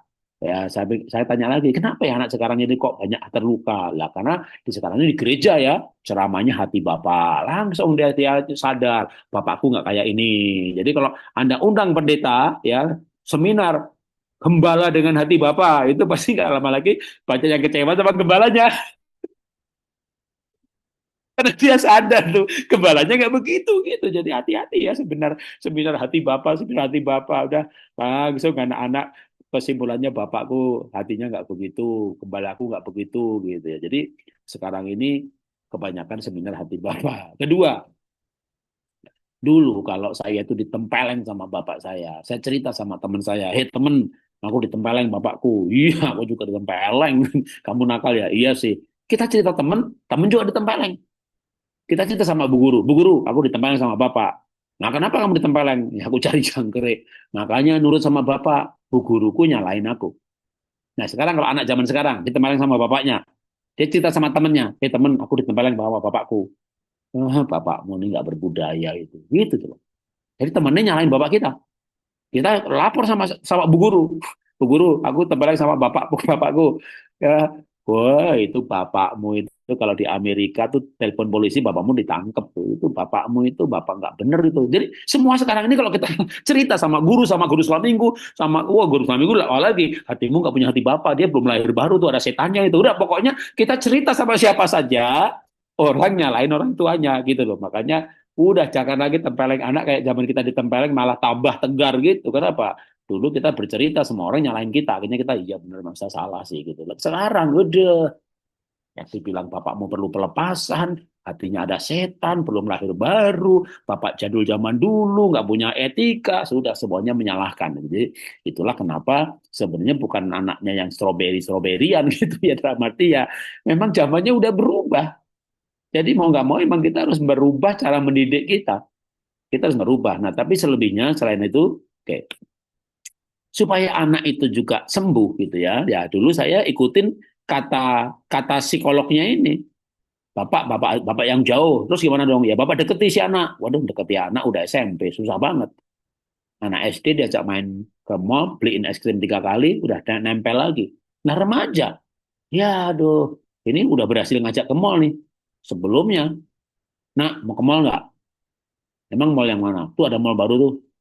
Nah, aku pikir dulu lah. Dia bilang, aku pikir dulu. Maksudnya apa tuh? Ya WA temennya. Teman ada mall baru begini. Pergi yuk, yuk. Kita Sabtu bilang sama anak. Jadi nggak kalau pergi, Papa antar. Ntar dah. Nggak ah. Sore-sore pergi dia. Mau kemana? Ke mall. Loh katanya nggak. Ya pergi sih sama temen. Pergi sih sama temen. Itu maksudnya. Aku mau pergi tapi nggak sama kamu. Ngerti nggak? Gitu loh. Jadi zaman sekarang itu kita mau deketi anak aja. Anak nggak bisa deketin. Jadi kita sudah mau hati bapak kembali kepada anak, tapi anaknya lari terus, udah terlanjur kecewa kepahitan. Kenapa dia nggak mau pergi sama orang tuanya? Dia punya memori. Bapak Ibu pengen dekat sama anak, akhirnya Bapak Ibu mau membiayai makan malam bersama, gitu ya. Ibu merasa pahlawan lagi ngajak makan bersama sekeluarga, tapi Ibu salah langkah. Contoh, sambil makan keluarga, nunggu pesanan makanan. Ibu udah lama kan nggak nasihati anak, mumpung lagi kumpul kan, ibu udah ngempet kan, akhirnya, nak sambil nunggu makanan datang, mama mau bicara. Sebenarnya kamu tuh besar mau jadi apa sih cita-citamu? Lah, lagi makan malam ngomongin cita-cita, anak langsung tunduk tuh. Ini terakhir aku makan sama mereka, nggak enak, malah diinterogasi gitu loh. Jadi kalau lagi makan dia ngomong makanan aja, ngomong menu gitu ya. Jadi intinya tuh kalau pergi bersama keluarga tuh dating sekeluarga. Dating itu apa sih? Dating itu ngomong yang tidak penting. Kalau ngomong yang penting namanya meeting. Nah, keluarga kok meeting terus gitu kan. Jadi jangan ngomong yang penting terus gitu ya. Nah, keluarga isinya meeting aja. Sama juga Bapak Ibu suami istri dating ya. Dating itu ngomong yang tidak penting. Nah, banyak bapak-bapak kan nggak dating, malah bapaknya ngomong sama sama anaknya. Kalau yang nggak penting-penting sama mama, sama papa ini yang penting-penting aja. Itu namanya bos bapak, bapak bos ya kan. Di kantor punya anak buah, bilangin ya. Kalau yang penting-penting sama saya, yang nggak penting sama manajer aja gitu ya. Nah kalau di rumah bapak nggak boleh jadi bapak bos ya. Malah anak sama orang tua juga harus dating. Dating itu ngomong yang tidak penting. Kalau ngomong yang penting namanya meeting. Ayo sini bapak meeting terus gitu kan. Jadi ya belajarlah untuk dating. Nah kenapa? Oke. Singkat cerita, ya saya bisa ngajak anak saya pergi ke mall berdua. Oh tadinya nggak bisa berdua, pergi sama istri. Nggak lama lagi istri pergi izin ngilang, lalu saya tinggal berdua. Ya lama-lama bisa. Bahkan waktu anak saya kuliah di Australia itu ya saya nyebut ngunjungin dia itu nggak ngajak istri. Saya 1 minggu 10 hari itu yang nginep di kamar anak saya, pergi bareng, sarapan bareng, makan bareng, ya berdua aja. Istri nggak ikut. Tadinya mana mau dia pergi berdua sama saya. Maunya sama istri melulu atau bertiga. Kalau bertiga saya dikacangin juga, nggak diajak ngomong gitu ya. Itu, nah menariknya apa? Menariknya ini. Jadi waktu dulu itu anak apa belum dewasa psikologis, karena figur ayah atau saya nggak hadir di ruang jiwanya, maka dia tidak mencapai kedewasaan psikologis. Begitu saya hadir di ruang jiwanya, maka itu ini kan perubahan yang dari sebelumnya, tulisannya ini tidak peduli akademik, badannya sering hilang dan seterusnya. Maka singkat cerita, Pak, aku udah kuliah hampir 4 tahun di Australia. Aku belum pernah bolos satu kali pun. Tugasku tepat waktu, aku akan lulus angkatan pertama, aku masuk 10 yang terbaik, dan seterusnya. Yang di rumah nggak pernah bersihin kamar, saya ke Australia kamarnya rapi banget, bikin sarapan buat saya, dan seterusnya. Jadi kayak orang berubah. Nah itulah, tiba-tiba bukan stroberi lagi nih. Tulang yang keras, yang tegar, yang mandiri, ya hemat. Dulu waduh, dulu waktu di Jakarta udah kalau belanja baju semuanya bermerek yang harganya nggak karu-karuan. Tiba-tiba jadi orang yang simple, rambut dikuncir, pakai celana kaos oblong, pergi kemana pakai ransel, dulu 2 koper. Jadi mulai ada perubahan yang menurut saya itu karena ada kedewasaan psikologis. Makanya sebenarnya bagaimana kita mendewasakan anak secara psikologis, mengenal dirinya sendiri, mengenal keunikan diri. Kita hadir di ruang jiwanya lewat interaksi. Tapi yang paling penting lagi, membuat mereka lahir baru. Kalau dia mengenal keunikan dirinya positifnya, dia akan dibully oleh lingkungan yang jahat, dia akan tahan dibully. Kita nggak mungkin memisahkan anak kita lalu ke asrama Kristennya, di asrama Kristen juga banyak yang kasus-kasus amoral, ya. Jadi yang paling aman di dunia ini adalah tempat dimanapun berada, tapi Tuhan menyertai dia. Gitu. Oke, mungkin itu dulu yang saya bisa sampaikan. Silahkan kalau mau bertanya lagi, masih boleh. Ya, terima kasih Pak Jarod. Sekarang lanjut Om Daud. Ya, selamat malam Pak Jarod. Ya. Saya mau cerita soal cucu nih, Pak. Ya. Saya kan punya anak yang udah berkeluarga 2. Yang satu itu namanya Jos, putranya Jo sama Yohan. Itu berumur 11 tahun. Dia udah dikasih HP. Tapi anak saya yang besar itu anaknya sudah berumur hampir 15 tahun. belum dikasih HP sama papinya gitu. Nah, saya kadang-kadang suka kasihan juga loh Pak. Padahal saya anak sebesar itu kan sudah bisa berkomunikasi. Saya kadang suka pengen WA-WA-an sama dia. Ya, sementara anaknya si Joe ini yang umur eh, 11 tahun udah dikasih HP gitu. Nah, pertanyaan saya sebenarnya eh, kekhawatiran apa yang dihadapi oleh anak saya yang besar ini dan bahayanya emang apa gitu loh. Soalnya kok bisa berbeda prinsip ya dalam memberikan sarana ini begitu. Mungkin Oke. itu aja Pak. Ya, jadi yang namanya gadget itu kalau zaman sekarang ya, kalau cucu saya itu umur 1 tahun aja sudah mulai pegang gadget, tapi tidak untuk game, ya, nggak dikenalin ke game. Jadi dia tuh taunya gadget itu untuk telepon omahnya atau buat setel lagu lalu joget-joget. Jadi dia paling seneng paling kalau nunjuk-nunjuk gadget itu udah telepon. Jadi dia taunya itu buat komunikasi. Jadi kita nggak kenalin dia nonton film atau game, itu enggak. Hanya untuk komunikasi. Tapi itu dari umur 1 tahun. Sekarang baru umur 2 tahun. Udah paling rajin tuh. Setiap hari bisa 2-3 kali nelpon, terutama omah yang dicari gitu ya. Jadi kita ajarin dari situ. Nah, kalau dulu anak saya lain lagi ceritanya. Zaman anak saya belum ada HP, tapi komputer. Jadi anak saya itu yang kelas yang nomor 1 eh, itu atau mungkin sebentar ada PowerPoint-nya, tak kasih ceritanya singkat lalu nanti nyambung ke main soal gadget ya. Walaupun ceritanya beda zaman tapi masih bisa kepakai esensinya. Jadi kalau saya bicara anak nomor 2 aja langsung ya. Nomor 1 itu dari kelas 1 SD sampai 3 SMP ranking 10. Jadi nomor 1 tuh juara, juara, juara, kelas 3 SMP dapat beasiswa, 8 tahun di Singapura, sekolah gratis, asrama gratis, dapat uang saku setiap bulan 15 juta selama 8 tahun, asrama yang $1.000 juga gratis, sekolah yang 400 juta juga gratis. Nah, nomor 2 itu kelas 1 SD, naik kelas 2 itu bersyarat. Kalau anak bapak kelas 2 SD nggak bisa nulis, saya kembalikan lagi ke kelas 1. Itu anak saya laki-laki nomor 2. Game adiktif, susah bangun, nggak bisa konsentrasi, malas bicara, malas bergerak, nggak ada kontak mata. Kalau ditanya nggak jawab, temannya dikit. Jadi itu belum zaman HP, tapi komputer game. Jadi gara-gara saya banyak pelayanan, masuk partai lagi, dulu nyalek anggota DPR, nggak dapat kursi, anaknya malah hilang konsentrasi, dah panjang ceritanya. Tapi anak saya itu akhirnya main game terus. Kalau kita tidur jam 10, jam 11 dia bangun, dia main game sampai pagi. Di sekolah ngantuk, di sekolah tidur. Nah, terus gimana tuh gitu ya. Nah, singkat cerita gini, kalau saya tuh dari pengalaman ini pun juga tetap nggak bisa melarang anak zaman sekarang itu nggak pakai gadget ya. Karena kalau makin sekarang ini makin penting anak pandai gadget. Bayangin, kalau sekarang ini anak sekolah itu PR-nya di aplikasi, upload aplikasi, jadwal sekolah di aplikasi. Jadi sekarang anak harus pandai main gadget. Kalau nggak bisa, aduh, malah sekarang kalau di Singapura atau di luar negeri, itu ujian pun boleh pakai gadget. Karena pertanyaannya tidak mungkin 1 tambah 1 berapa.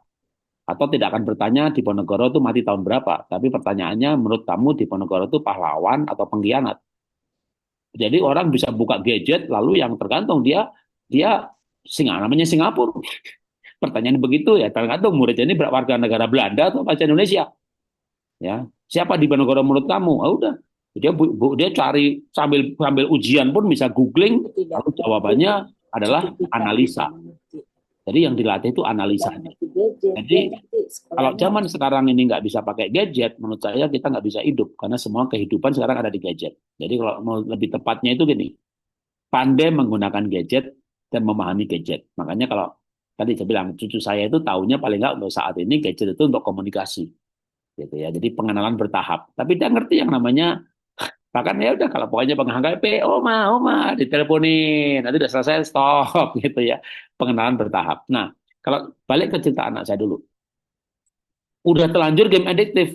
Nah, kalau belum terlanjur mah gampang ya. Misalnya gini, anak 12 tahun, katakanlah anak 5-6 tahun, atau 4 tahun mau dikasih gadget.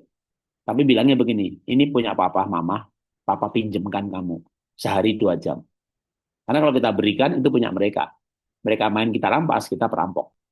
Ya, jadi nanti umur 12 tahun baru mereka diberikan misalnya, ini punya kamu. Tapi dari umur 4 tahun sampai 12 tahun itu mereka sudah mengerti penguasaan diri. Jadi kalau udah, menurut saya 12 tahun ini udah saatnya ya. Kenapa? Ya saya nggak perlu sebut nama ya, tapi ada pendeta yang sangat terkenal di Indonesia yang kita ketahui bahwa anak-anaknya nggak punya Instagram, nggak punya akun gitu ya. Kayaknya wah hebat banget nih. Tunggu dulu, jangan hebat banget dulu. Anaknya di Amerika jadi pasien psikolog gitu ya, stres. Jadi yang hebat itu di luar, di dalam keropos sebenarnya ya. Jadi, wih, anak pendeta ini tuh nggak ada loh, nggak ada akun Instagramnya gitu. Ya dilarang, kayak stres ya, kan jadi pasien. Untung aja nggak bunuh diri atau belum bunuh diri, mudah-mudahan nggak bunuh diri gitu ya. Tapi kalau sampai ada muncul berita-berita anak pendeta hebat bunuh diri, hamil di luar nikah, istrinya digebukin, cerai, itu bagi saya tidak mengagetkan karena muncul dari sikap yang berlebihan dari orang tuanya. Nah, menurut saya yang penting itu bijaksana. De facto gadget itu penting, pandai gadget itu penting, apalagi makin ke depan ya makin penting lagi. Makanya kita ajari anak begini sebagai contoh kasus. Waktu anak saya itu tidak hampir nggak naik kelas karena game adiktif. Lalu saya tanya, cita-citanya apa? Ya nggak pernah jawab. Sampai akhirnya dia berani menjawab, ya kalau mau jadi gamer. Dia itu hampir nggak naik kelas gara-gara main game. Tapi waktu saya googling gamer itu penghasilannya ada loh yang 1 minggu 2-3 miliar itu. Akhirnya saya setuju dia. Aku setuju kan, kamu kerjaannya masa depanmu jadi gamer. Tapi saya mulai ajarkan apa itu gamer dan apa itu pekerjaan. Papa ini kerja jam 8 sampai jam 5. Jadi papa kerja jam 8 sampai jam 5. Nanti kamu kalau jadi gamer, kamu boleh sehari 8 jam kerja. Sehari itu 24 jam. Batasi maksimum 8. Itu pun ada break time. Makan siang itu 1 jam. Jadi tinggal 7 jam. Itu pun berarti Sabtu libur. Jadi kayak kayak Peter Wagner gitu ya. Kayak apa namanya Warren Buffett itu kerja pakai jam. Karena kalau terus-terusan malah sering rugi karena akhirnya emosional. Jadi nanti kamu kalau kerja sebagai gamer itu ada jamnya. Nah sekarang kamu sekarang masih sekolah. Jadi kamu sekarang part-timer gamer. Jadi kalau kamu part-timer gamer sehari 2 jam. Gitu ya. Jadi diajari anak main game itu ada jamnya. Gadget time ada jamnya. Dan kita beri pinjem dia gadget. Nah, lalu gimana supaya dia nggak teradiksi sama gamenya, gadgetnya? Maka perlunya yang sebenarnya itu nanam cita-cita. Nah, nanam cita-cita itu nggak kita paksakan. Sebagai contoh tadi, anak saya pengen jadi gamer. Akhirnya saya setujui, tapi diberi pengertian bahwa game sebagai pekerjaan, nanti kalau udah besar, sehari kerja 8 jam, potong istirahat makan, tinggal 7 jam, tapi berarti Sabtu nggak main game. Kalau Sabtu main game, orang kerja itu jam 8, jam 4 udah pulang. Dipotong jam makan siang. Nah, sekarang masih sekolah, berarti sehari 2 jam. Oke, dia setuju dulu. Ya, berarti dia senang bahwa disetujui cita-citanya seorang gamer. Nah, baru kita bikin tangga target sukses. Kalau kamu mau jadi gamer, jangan tanggung-tanggung. Jangan nomor 1 Indonesia, 10 besar dunia. Berarti gimana caranya? Kamu nanti ngambil jurusan game maker. Di mana tuh game maker? Di Amerika. Wah, setuju dia senang, dia punya cita-cita. Mau kuliah nanti ngambil game maker supaya ahli mengenai sistem dan gamenya hebat. Akhirnya mulai lagi dikomporin lagi. Kalau kamu pengen kuliah di MIT Amerika, ngambil jurusan game maker, kamu harus ranking 1. Kalau kamu nggak ranking 1, nggak bisa ke sana. Wah, dia rajin belajar. Supaya apa? Supaya mengejar cita-citanya dia, bukan cita-cita orang tuanya. Komporin lagi. Ranking 1 dari Jakarta masih susah. Bisa nggak ranking 1 dari Singapura? Oke, singkat cerita, dengan cita-cita seperti itu, dia rajin belajar. Dan karena dia rajin belajar, maka waktu kelas 1 SD itu kan naik kelas 2 bersyarat. Waktu kelas 2 SMP itu dia menang ASEAN Scholarship. Jadi dia masih sangat muda sekali. Ini foto dia ketika dia udah di Singapura. Umur kelas 2 SD, itu pun dia lahirnya bulan November dan masuk SD umurnya terlambat. Sehingga dia pergi ke Singapura itu masih umur 12-13 tahun untuk seperti kelas 3 SMP. Nah, singkat cerita, di Singapura 4 tahun aja. Dia semua pelajarannya 10. Itu membuat dia bisa pergi ke MIT Amerika dengan biaya pemerintah Singapura. Tapi dengan 4 tahun menjadi seorang yang mendapat beasiswa, kan tentunya pinter dong. Dia udah mengerti keunikan dirinya. Lalu akhirnya dia berkata, "Pak, cita-citaku berubah. Aku nggak mau jadi gamer lagi. Karena aku mengenal diriku adalah seorang, kalau secara psikologis, oke, itu INTP. Sini saya nggak tulis ada ya. Akhirnya dia bilang, Pak, aku nggak jadi gamer. Aku mau ngambil engineer aja. Gameku tuh hobinya. Kira-kira gimana? Ya bagus lah. Memang dari dulu juga sebenarnya Papa nggak setuju. Tapi ketika dia punya cita-cita, maka dia mengejar cita-citanya. Karena dia mengejar cita-citanya, dia rajin belajar. Karena dia rajin belajar, dari hampir nggak naik kelas menjadi pemenang Asian Scholarship, bahkan masuk ke 100 orang pandai Asia dikumpulkan pemerintah Singapura itu masuk 10 besar. Makanya kalau anak misalnya nggak main gadget ya, bagi saya terlambat ya. Nanti gimana dia bisa ngejar ketinggalan dunia ini? Karena nanti kalau dia sekolah internasional atau mungkin sekolahnya di Indonesia lah, di kampung aja ya nggak pakai gadget itu.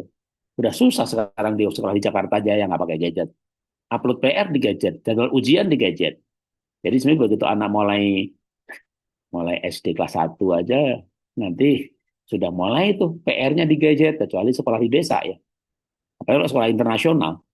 Jadi anak bukan dilarang gadget, tapi ditunjukkan bahwa gadget ini ya untuk sekolah, untuk googling, cari jurnal, lewat gadget ini ada belajar agama, ada lewat gadget, ada lagu rohani. Jadi sebenarnya gadget ini alat untuk rohani makin rohani banget, untuk sekolah bisa pinter banget, untuk bertanya, diajari bertanya mengenai ini itu bisa banget juga, mau belajar bahasa Ibrani bisa, masuk sekolah kita bisa.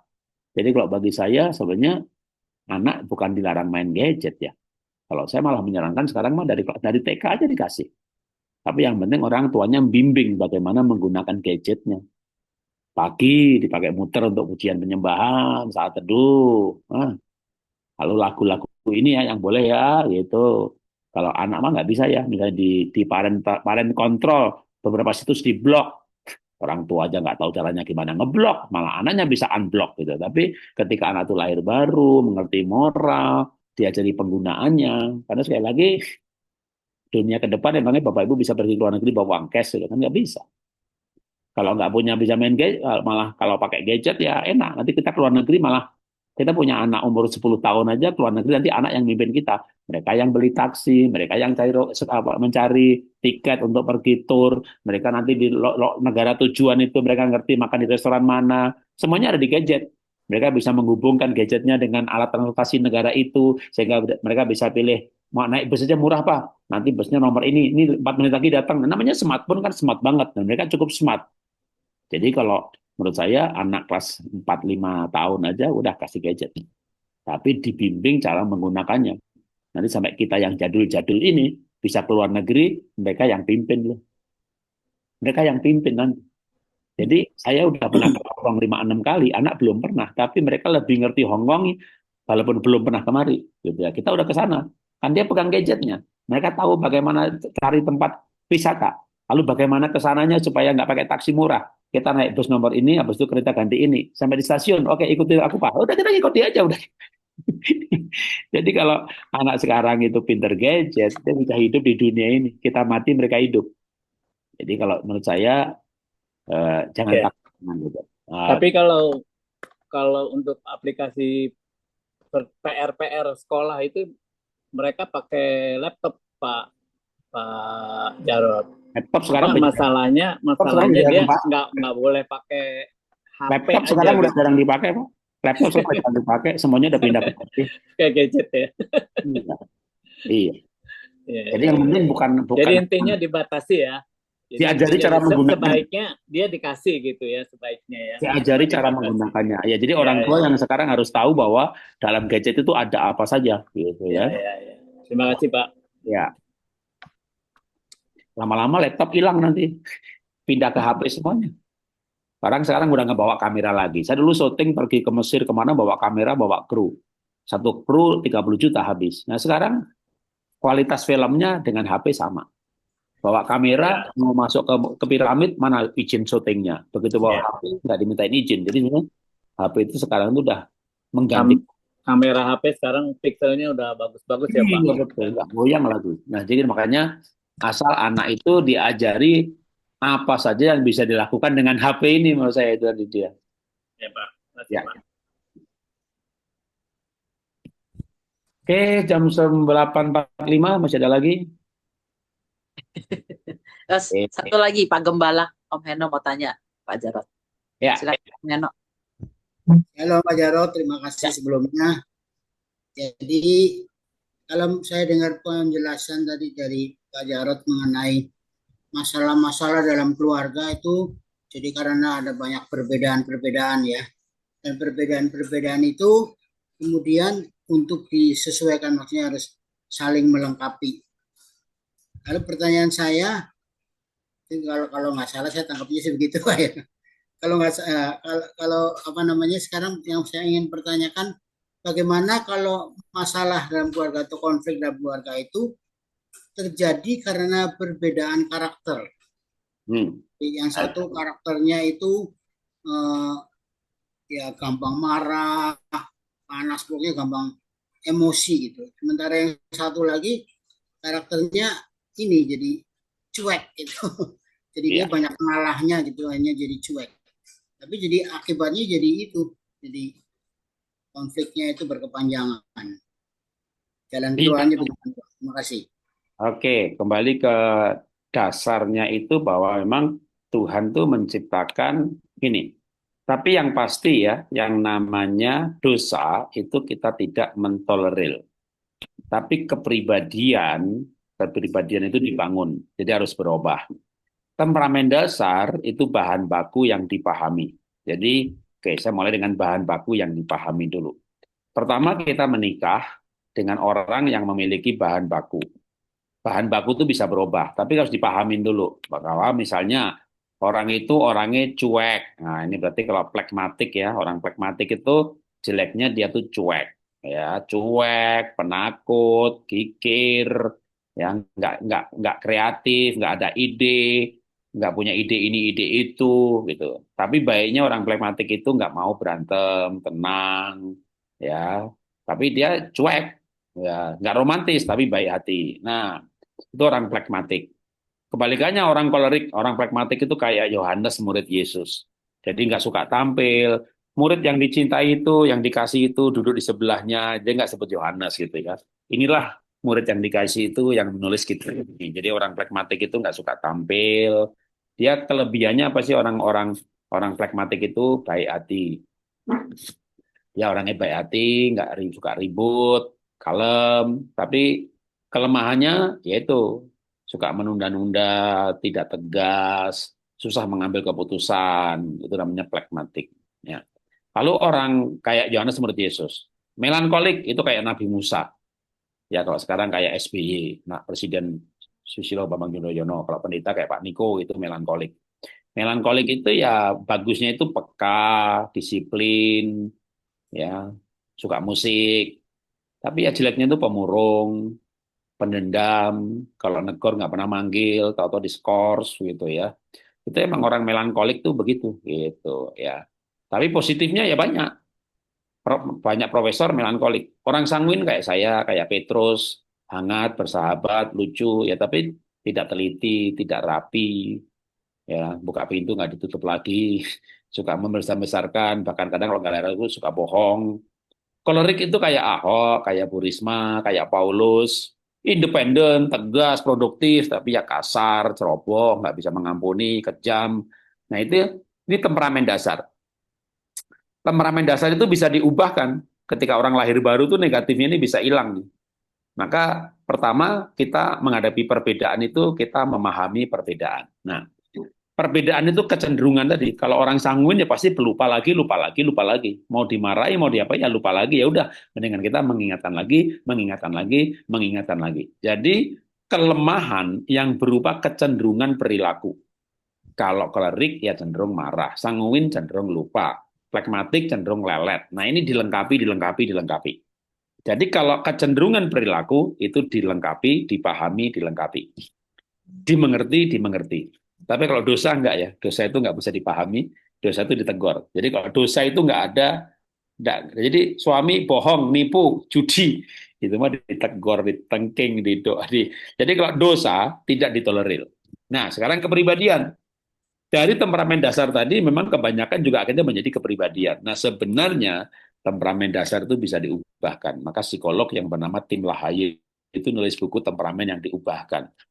Waktu orang lahir baru, penuh Roh Kudus, dia akan berubah. Tapi kalau nggak lahir baru, mana bisa berubah? Maka yang penting bagaimana mengajak pasangan, anak, kakak, orang tua, itu mengalami kepenuhan roh, hidup sungguh-sungguh dalam Tuhan, tanpa lahir baru, tanpa penuh Roh Kudus, orang itu tidak akan berubah. Ya.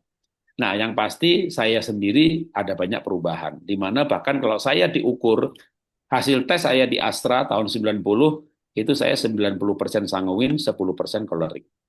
Lalu tahun 2005 saya dites lagi, itu sanguinnya 70% turun, melankoliknya naik 20%, koleriknya tetap 10%.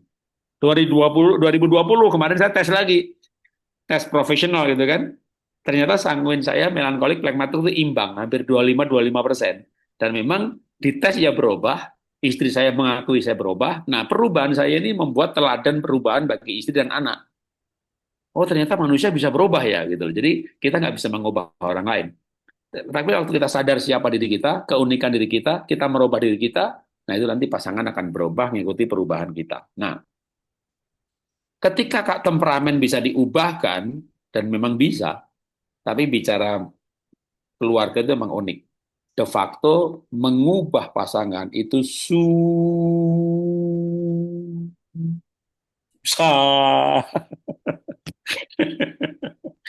sampai sampai istilahnya tuh mustahil. Merubah anak bisa, karena anak di bawah otoritas orang tuanya. Nah, kalau pasangan kan sepadan, satu kepala satu penolong, tapi bukan atas dan bawah. Itulah susahnya merubah pasangan karena sepadan. Maka udah dilengkapi aja udah gitu. Ya, maka malah saya sering bilang begini, Pak, gimana Pak kalau suami saya marah-marah terus? Gimana caranya supaya sabar sama pasangan? Itu ilustrasinya begini.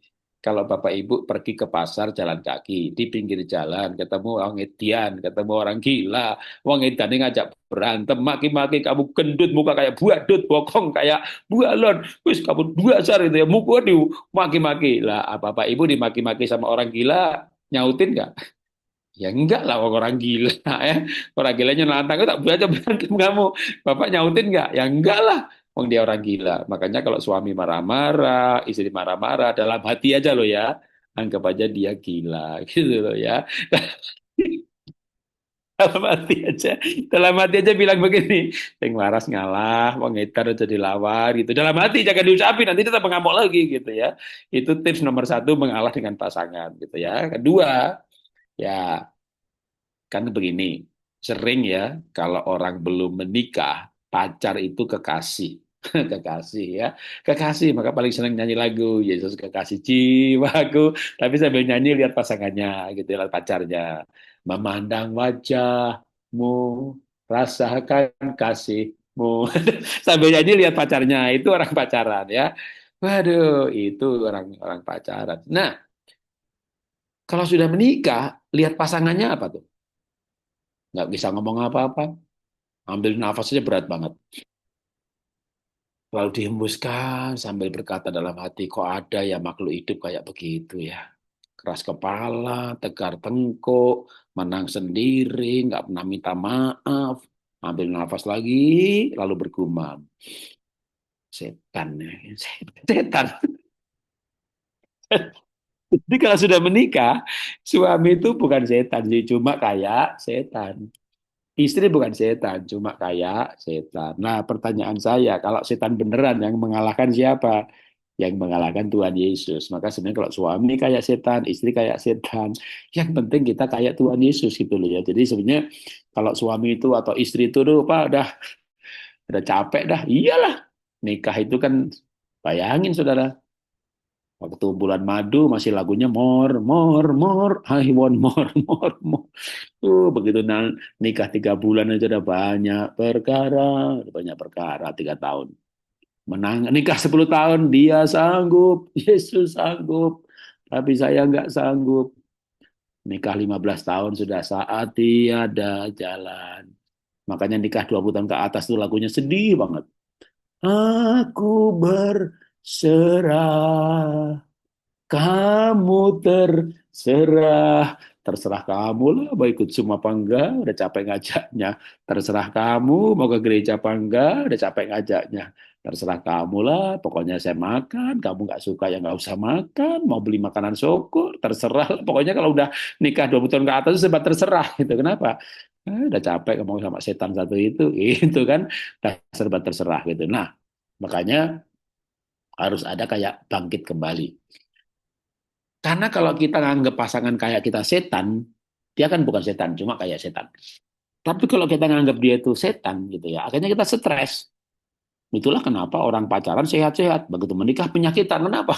Stres. Gimana nggak stres? Bangun tidur ketemu setan, mau tidur ketemu setan. Tadi malam dipeluk setan, maka waktu dipeluk jangan peluk-peluk setan itu gitu kan. Wah, jadi kalau saya disingkat itu, Pak, ini udah malam Pak, singkat aja Pak. Gimana caranya sehat Pak? Gitu dan bahagia Pak. Gampang. Gampang Bapak Ibu. Sebagai penutup ya, supaya sehat dan bahagia, cintai setan satu itu ya. Maka foto pasangan kemana-mana dibawa ya. Nanti kalau ke menara doa, dikeluarin tuh foto pasangannya. Bilang, I love you. Nah, cintai setan satu itu. Kalau ibu bisa mencintai setan satu itu, bapak bisa mencintai setan satu itu, maka di dunia ini tidak ada yang lebih jahat daripada setan satu itu. Bapak ibu bisa mencintai semua manusia ketika ibu berhasil mencintai pasangan yang Tuhan taruh memang untuk melatih kasih kita. Saya dulu waktu pacaran itu diajarin sama Pak Wiryo Hadi itu kakak rohani saya tuh. Wow, kasih adalah panjang sabar murah hati. Wah, murah hati itu artinya begini. Wah, kita belajar temperamen dasar, sanguin, pragmatik, kita belajar bahasa cinta. Itu saya belajar semuanya sebelum menikah itu. Wih, dan kayaknya pinter banget itu. Wih, pinter siap menikah gitu ya. Begitu menikah rasanya bodoh banget itu kayak nggak ngerti apa-apa gitu. Jadi begitu menikah itu kita diuji, semua teori itu diuji, dokter teologi itu diuji, cinta diuji, dah gimana tuh menghadapi setan satu itu gitu ya. Sampai akhirnya kita tuh sampai pada kesadaran nggak ada pilihan lain, mau dilawan ya kalah ya. Akhirnya pilihannya apa? Ya memang kita harus mencintai, kita harus mencintai. Mundur kagak bisa, mati gak mati-mati ya, coba orang nikah itu coba, tapi akhirnya tuh kita sampai pada kesimpulan emang bener loh. Tapi nanti iblis bilang nih di hati ini, iblis nih, enakan dia dong kalau saya ngalah sama dia, enakan dia ya, pastilah enakan dia, wong dicintai gimana nggak enak gitu kan. Tapi kita tuh bisa nggak mengalahkan ego kita, menyalipkan ego kita sampai benar-benar ya memang harus mencintai dia deh, nggak ada pilihan lain loh. Dikerasi ya tambah keras, dingayali ya tambah ngeyel, makin dianggap setan, makin kayak setan. Maka setan itu hanya bisa dicintai, saudara. Benar.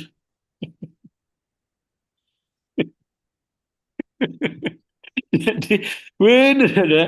Ambil fotonya pasangan, bawa ke menara doa, buka di menara doa saat nggak ada satu orang pun gitu ya. Keluarkan tuh foto I love you, I love you, I love you gitu ya.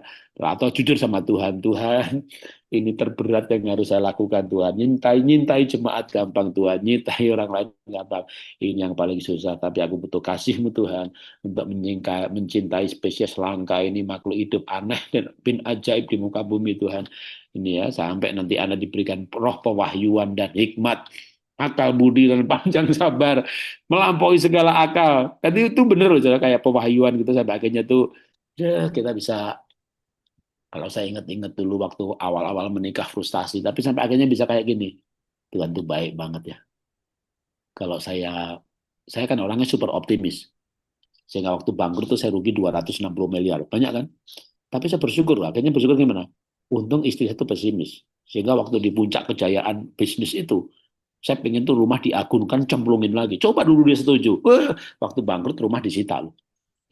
Jadi karena istri itu pesimis, walaupun saya rugi sampai 260 miliar, tapi rumah nggak disita. Masuk kita mau rugi dulu, Bapak Ibu mau rugi dulu kayak saya, baru mensyukuri punya istri yang pesimis gitu kan. Jadi ya kadang-kadang memang begitu lah. Kalau yang saya ini ya begitu mengalami kejadian-kejadian gitu kayak bisa bersyukur, bener-bener bersyukur tuh bukan bilang setan, malaikat. Itu malaikat satu itu gitu ya. Kalau nggak ada dia, habis aku di penjara kali gitu ya. Udah dibunuh orang nih. Karena saya orangnya super optimis, nggak ada takutnya, nggak ada negatifnya. Oh pasti pesimis terus, optimis terus. Istri kebalikannya. Jadi memang menikah tuh gitu, kebolak-balik. Satunya kasar, satunya lembut, satunya perasaan, satu nggak berperasaan, satu optimis, satu pesimis. Yang kadang-kadang kita tuh nggak memahami. Tapi ya kalau kita tuh makin belajar itu bahkan kadang-kadang itu yang izinkan kejadian demi kejadian gitu yang akhirnya tuh sampai bener Tuhan tuh nggak salah. Tuhan jodohin aku sama dia tuh nggak salah gitu. Nah, sampai pada kesadaran itu bersyukurnya dari dalam. Waktu bersyukurnya dari dalam itu ya kayak sekarang itu saya sama istri itu ya kadang kemana pergi berdua tuh ya gandengan tangan, di mobil gandengan tangan, di pesawat lagi nganggur ya gandengan tangan, tidur ya berpelukan.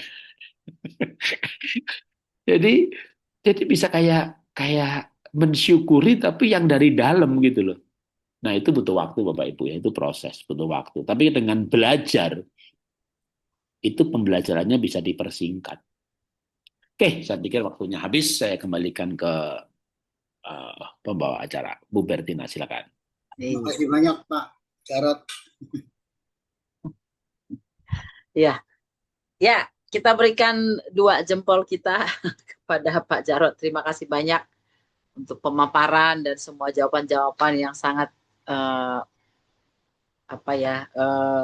aplikatif, up to date yang kita bisa langsung praktekkan di dalam kehidupan sehari-hari. Dan berharap nanti one day ketika saya hubungi Pak Jarot masih bersedia. Tapi nanti Pak, mungkin dari sekarang untuk tahun depan nih, karena waktu saya hubungi Pak Jarot, wow, kenapa udah deket sekali gitu ya, tapi puji Tuhan dapat juga gitu ya. Itu ya. Ya, saya yakin kita semua terberkati malam hari ini. Amin Bapak Ibu Saudara ya. Berharap nanti satu saat bisa onsite sih ya, tapi nanti jauh-jauh hari saya coba atur supaya kita bisa dapat jadwal Pak Jarot. Sekali lagi terima kasih kepada Pak Jarot untuk semua pemaparan materi yang disampaikan kepada kami. Tuhan memberkati berlimpah-limpah di dalam segala hal. Dan saya serahkan kepada Om Henoh sekaligus menutup kita di dalam doa dan doa berkat. Iya, atas nama GBI Raja Wali, saya mengucapkan terima kasih kepada Bapak Pendeta Dr. Insinyur Jarot Wijarnako yang sudah menjadi berkat bagi kita sekalian. Terima kasih Pak, terima kasih waktunya, terima kasih buat materinya. Bahkan kalau boleh materinya tolong bisa PowerPoint-nya bisa dibagikan juga supaya kita bisa mengingat lagi, supaya kita bisa pelajari lagi. So, kalau cuma sekali takutnya nanti ya lewat begitu aja. Terima kasih sebelumnya. Sekali lagi terima kasih juga saudara sekalian yang sudah antusias bersama-sama kita ya pada malam hari ini. Dan kita menerima banyak berkat dalam pelajaran ini, kiranya kita bisa mempraktekkan dalam kehidupan kita masing-masing. Tuhan memberkati. Ya, saya rasa itu saja yang saya sampaikan dan mari kita berdoa. Kita akan akhiri pertemuan kita ini. Bapa Surgawi, kami datang mengucap syukur kepadamu Tuhan, oleh kasih karunia-Mu maka kami boleh mengakhiri acara RBC saat ini. Tuhan juga sudah tolong kami ya Tuhan Yesus sehingga kami boleh mendapatkan berkat ya Tuhan dalam materi yang sudah disampaikan mengenai keluarga. Mari Tuhan Yesus, kiranya Tuhan menolong kami Tuhan, kami ingin menjadi keluarga-keluarga yang menyenangkan hati Tuhan, keluarga-keluarga yang berbahagia, keluarga-keluarga yang menang di dalam mengatasi berbagai masalah dalam keluarga kami masing-masing, bahkan juga bisa menolong orang lain juga yang bermasalah. Mari Tuhan tolong kami semua, Tuhan pimpin kami ya Roh Kudus dalam kehidupan kami masing-masing. Mohon juga Tuhan kiranya Tuhan terus pakai hamba-Mu Bapak Pendeta Dr. Insinyur Jarot Wijarnako yang sudah menjadi berkat bagi kami. Terus ya Tuhan Yesus memberkati di dalam setiap kali ya Tuhan dalam materi-materi yang disampaikannya, seminar-seminar dan juga sebagai ya Tuhan Yesus penulis buku juga yang menjadi berkat bagi banyak orang ya Tuhan. Tuhan terus ya Tuhan dalam segala aktivitasnya dalam memuliakan nama Tuhan. Terima kasih Tuhan juga segala pengalamannya yang luar biasa, namun dia tetap eksis, tetap dapat ya Tuhan bahkan menjadi berkat dalam segala aktivitasnya dalam pelayanannya. Kami mengucap syukur buat semuanya itu. Terima kasih kepada semua saudara kami yang sudah bersama kami. Tuhan memberkati tanpa terkecuali. Dan sebelum kami berpisah dengan yang lainnya Tuhan, mari Tuhan limpahkan berkat-Mu kiranya bagi kami sekalian. Mari saudara siapkan diri untuk kita terima berkat yang dari Tuhan. Di dalam nama Tuhan Yesus Kristus, terimalah berkat melimpah, baik itu berkat rohani maupun berkat jasmani. Diberkatilah kesehatanmu, diberkatilah keluargamu, diberkatilah pelayananmu, diberkatilah segala aktivitasmu. Tuhan memberkati dengan berkat yang melimpah dari surga dan mulia. Dan kiranya kasih karunia dari Bapa di surga, damai sejahtera dari Tuhan Yesus Kristus, dan persekutuan dengan Roh Kudus menyertai kita sekalian saat ini, bahkan sampai selama-lamanya. Yang percaya, mari kita katakan bersama-sama, amin. Amin, amin, amin. Terima kasih Bapak Ibu semua. Sekali lagi terima kasih Pak Jarod. Tuhan berkati kita semua. Sampai bertemu untuk kita belajar di semester depan. Jadi kita libur dulu selama 2 bulan. Nanti kita pikirkan lagi tema-tema berikutnya. Tuhan berkati. Selamat beristirahat. Tetap semangat. Bye semuanya. God bless. God bless. God bless.